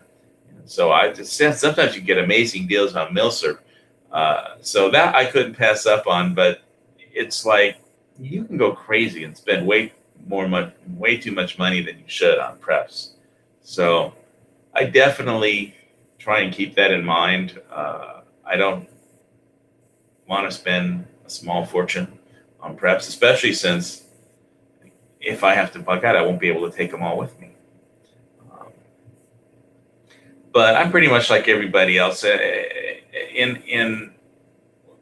It's not the false choice that I was talking about last week. It's like people on YouTube prepping channels always say that your choice is to bug in or bug out, and most people are going to choose to bug in. But that wasn't the choice that my family had. In Poland, it was bug out or die. But you had to be pretty much aware of the politics to realize that was the choice, because a lot of people didn't know that was their choice, to bug out or die. I mean, it was almost inconceivable the evil that was perpetrated on humanity in World War II. And so a lot of people didn't get it, that if they didn't bug out, they would die. And so most people walk through the world with blinders every day, and they're lucky if they can figure out what the meme of the day is. And so yeah, intel is important, and being aware of your situations, and it may not even be obvious when the grid goes down. It just, stuff will stop working and you won't know what's wrong. I mean, like, oh wait, I couldn't get an email today, the radio's not working. Most radio is on the clouds, or the internet's not working for whatever reason. And I mean, there won't be an announcement. There won't be an announcement on television saying the grid has gone down, break out all your preps, break out all your guns, and get ready. It's not going to be like Walter Cronkite comes on and says, the grid has gone down today, America. Have a nice day. That's the news. It's just, you're going to have to figure it out. If we didn't figure out what happened by the time we got the Dusties, at a certain point, we would, if we decided we were going to go on a patrol for intel, that would be something we would want to know. How did this happen? What's the status of the country? And then what's the status of the region around us? And if we were to start bartering food that we were growing, where could we barter it? And what sort of challenges could we expect getting to and from that place? And are there any resources along the way to help us transport stuff? I mean, there would be different things that we'd want to find out. If he didn't know who in the area might have ham radio equipment, or if he didn't know who in the area might be a doctor or a vet, even a retired one, then we might have to try to somehow find out, where does the nearest doctor live, and what does he have at his home? Does he have any equipment there? Is he a prepper? That sort of thing. In town or the nearest city, we would have to probably figure out what would be the best routes. Definitely want more than one route to get there. What sort of challenges can we face along the way? And then once we get there, what sort of resources can we get? If we did need medical attention, are there any clinics open where the doctors are trying to operate the clinics with whatever they've got left to the best of their ability? And is it really worth it to try to transport somebody 4 days away? I don't see them having very good medical, but who knows? I mean, there are some people out there that are humanitarians no matter what, and maybe you got the police guarding the hospital or something. It would have to be where we'd have to go and see what's going on. So to get intelligence Yeah, there might be a specific mission where our patrol is to gather intelligence of some sort. But for patrols where we're going out to get supplies, intelligence will be a secondary.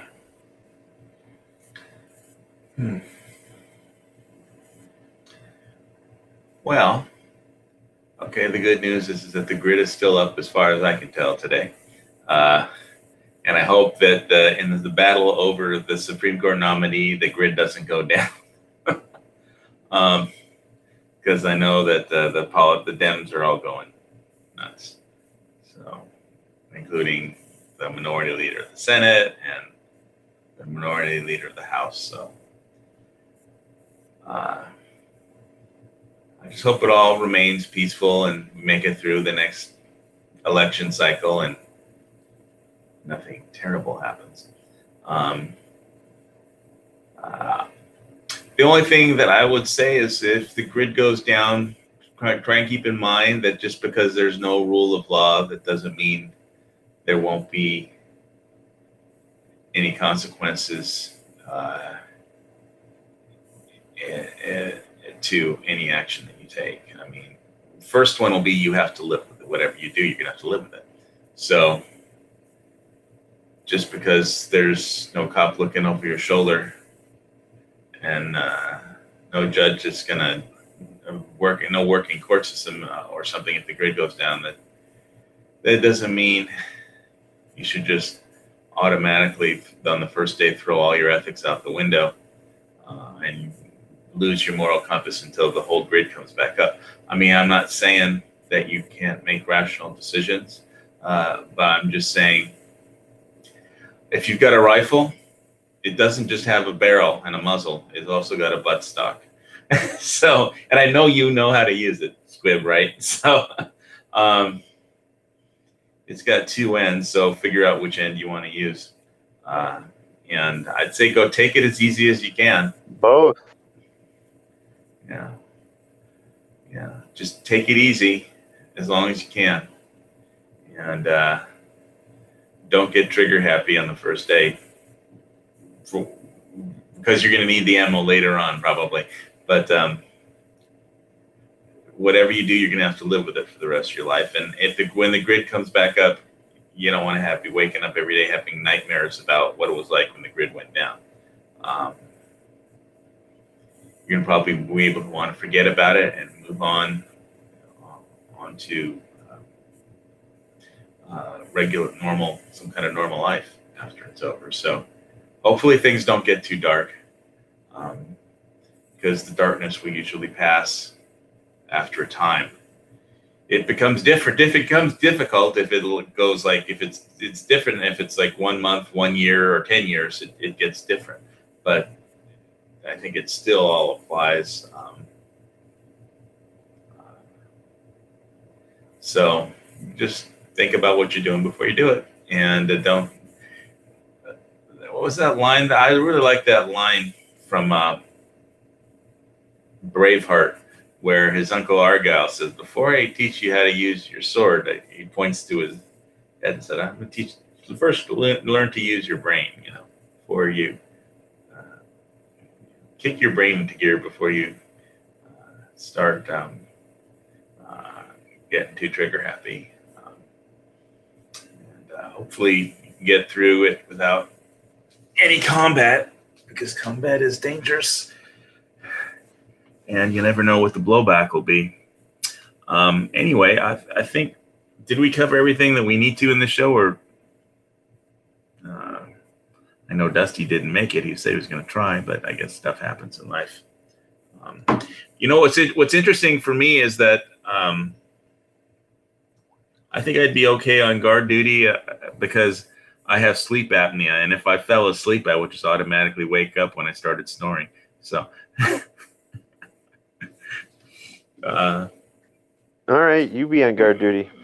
Well, don't put me on for more than a 2-hour stretch, but I'm just saying that if I fall asleep, I'll automatically wake up. Medically, I will. It's just so unless somebody's hiding behind a bush waiting for me to start snoring, they're gonna have to attack as soon as they hear the first sound. because after like 10 or 12 of them, I'll be awake again. So, I mean, if I want to sleep, I've got to plug myself into a sleep app. Well, I don't need to use a CPAP machine to sleep. I mean, I haven't been lately, but I generally take my sleep meds if I want to get some sleep. And those knock me out for a while, sleep apnea or not, whether I use my CPAP machine or not. But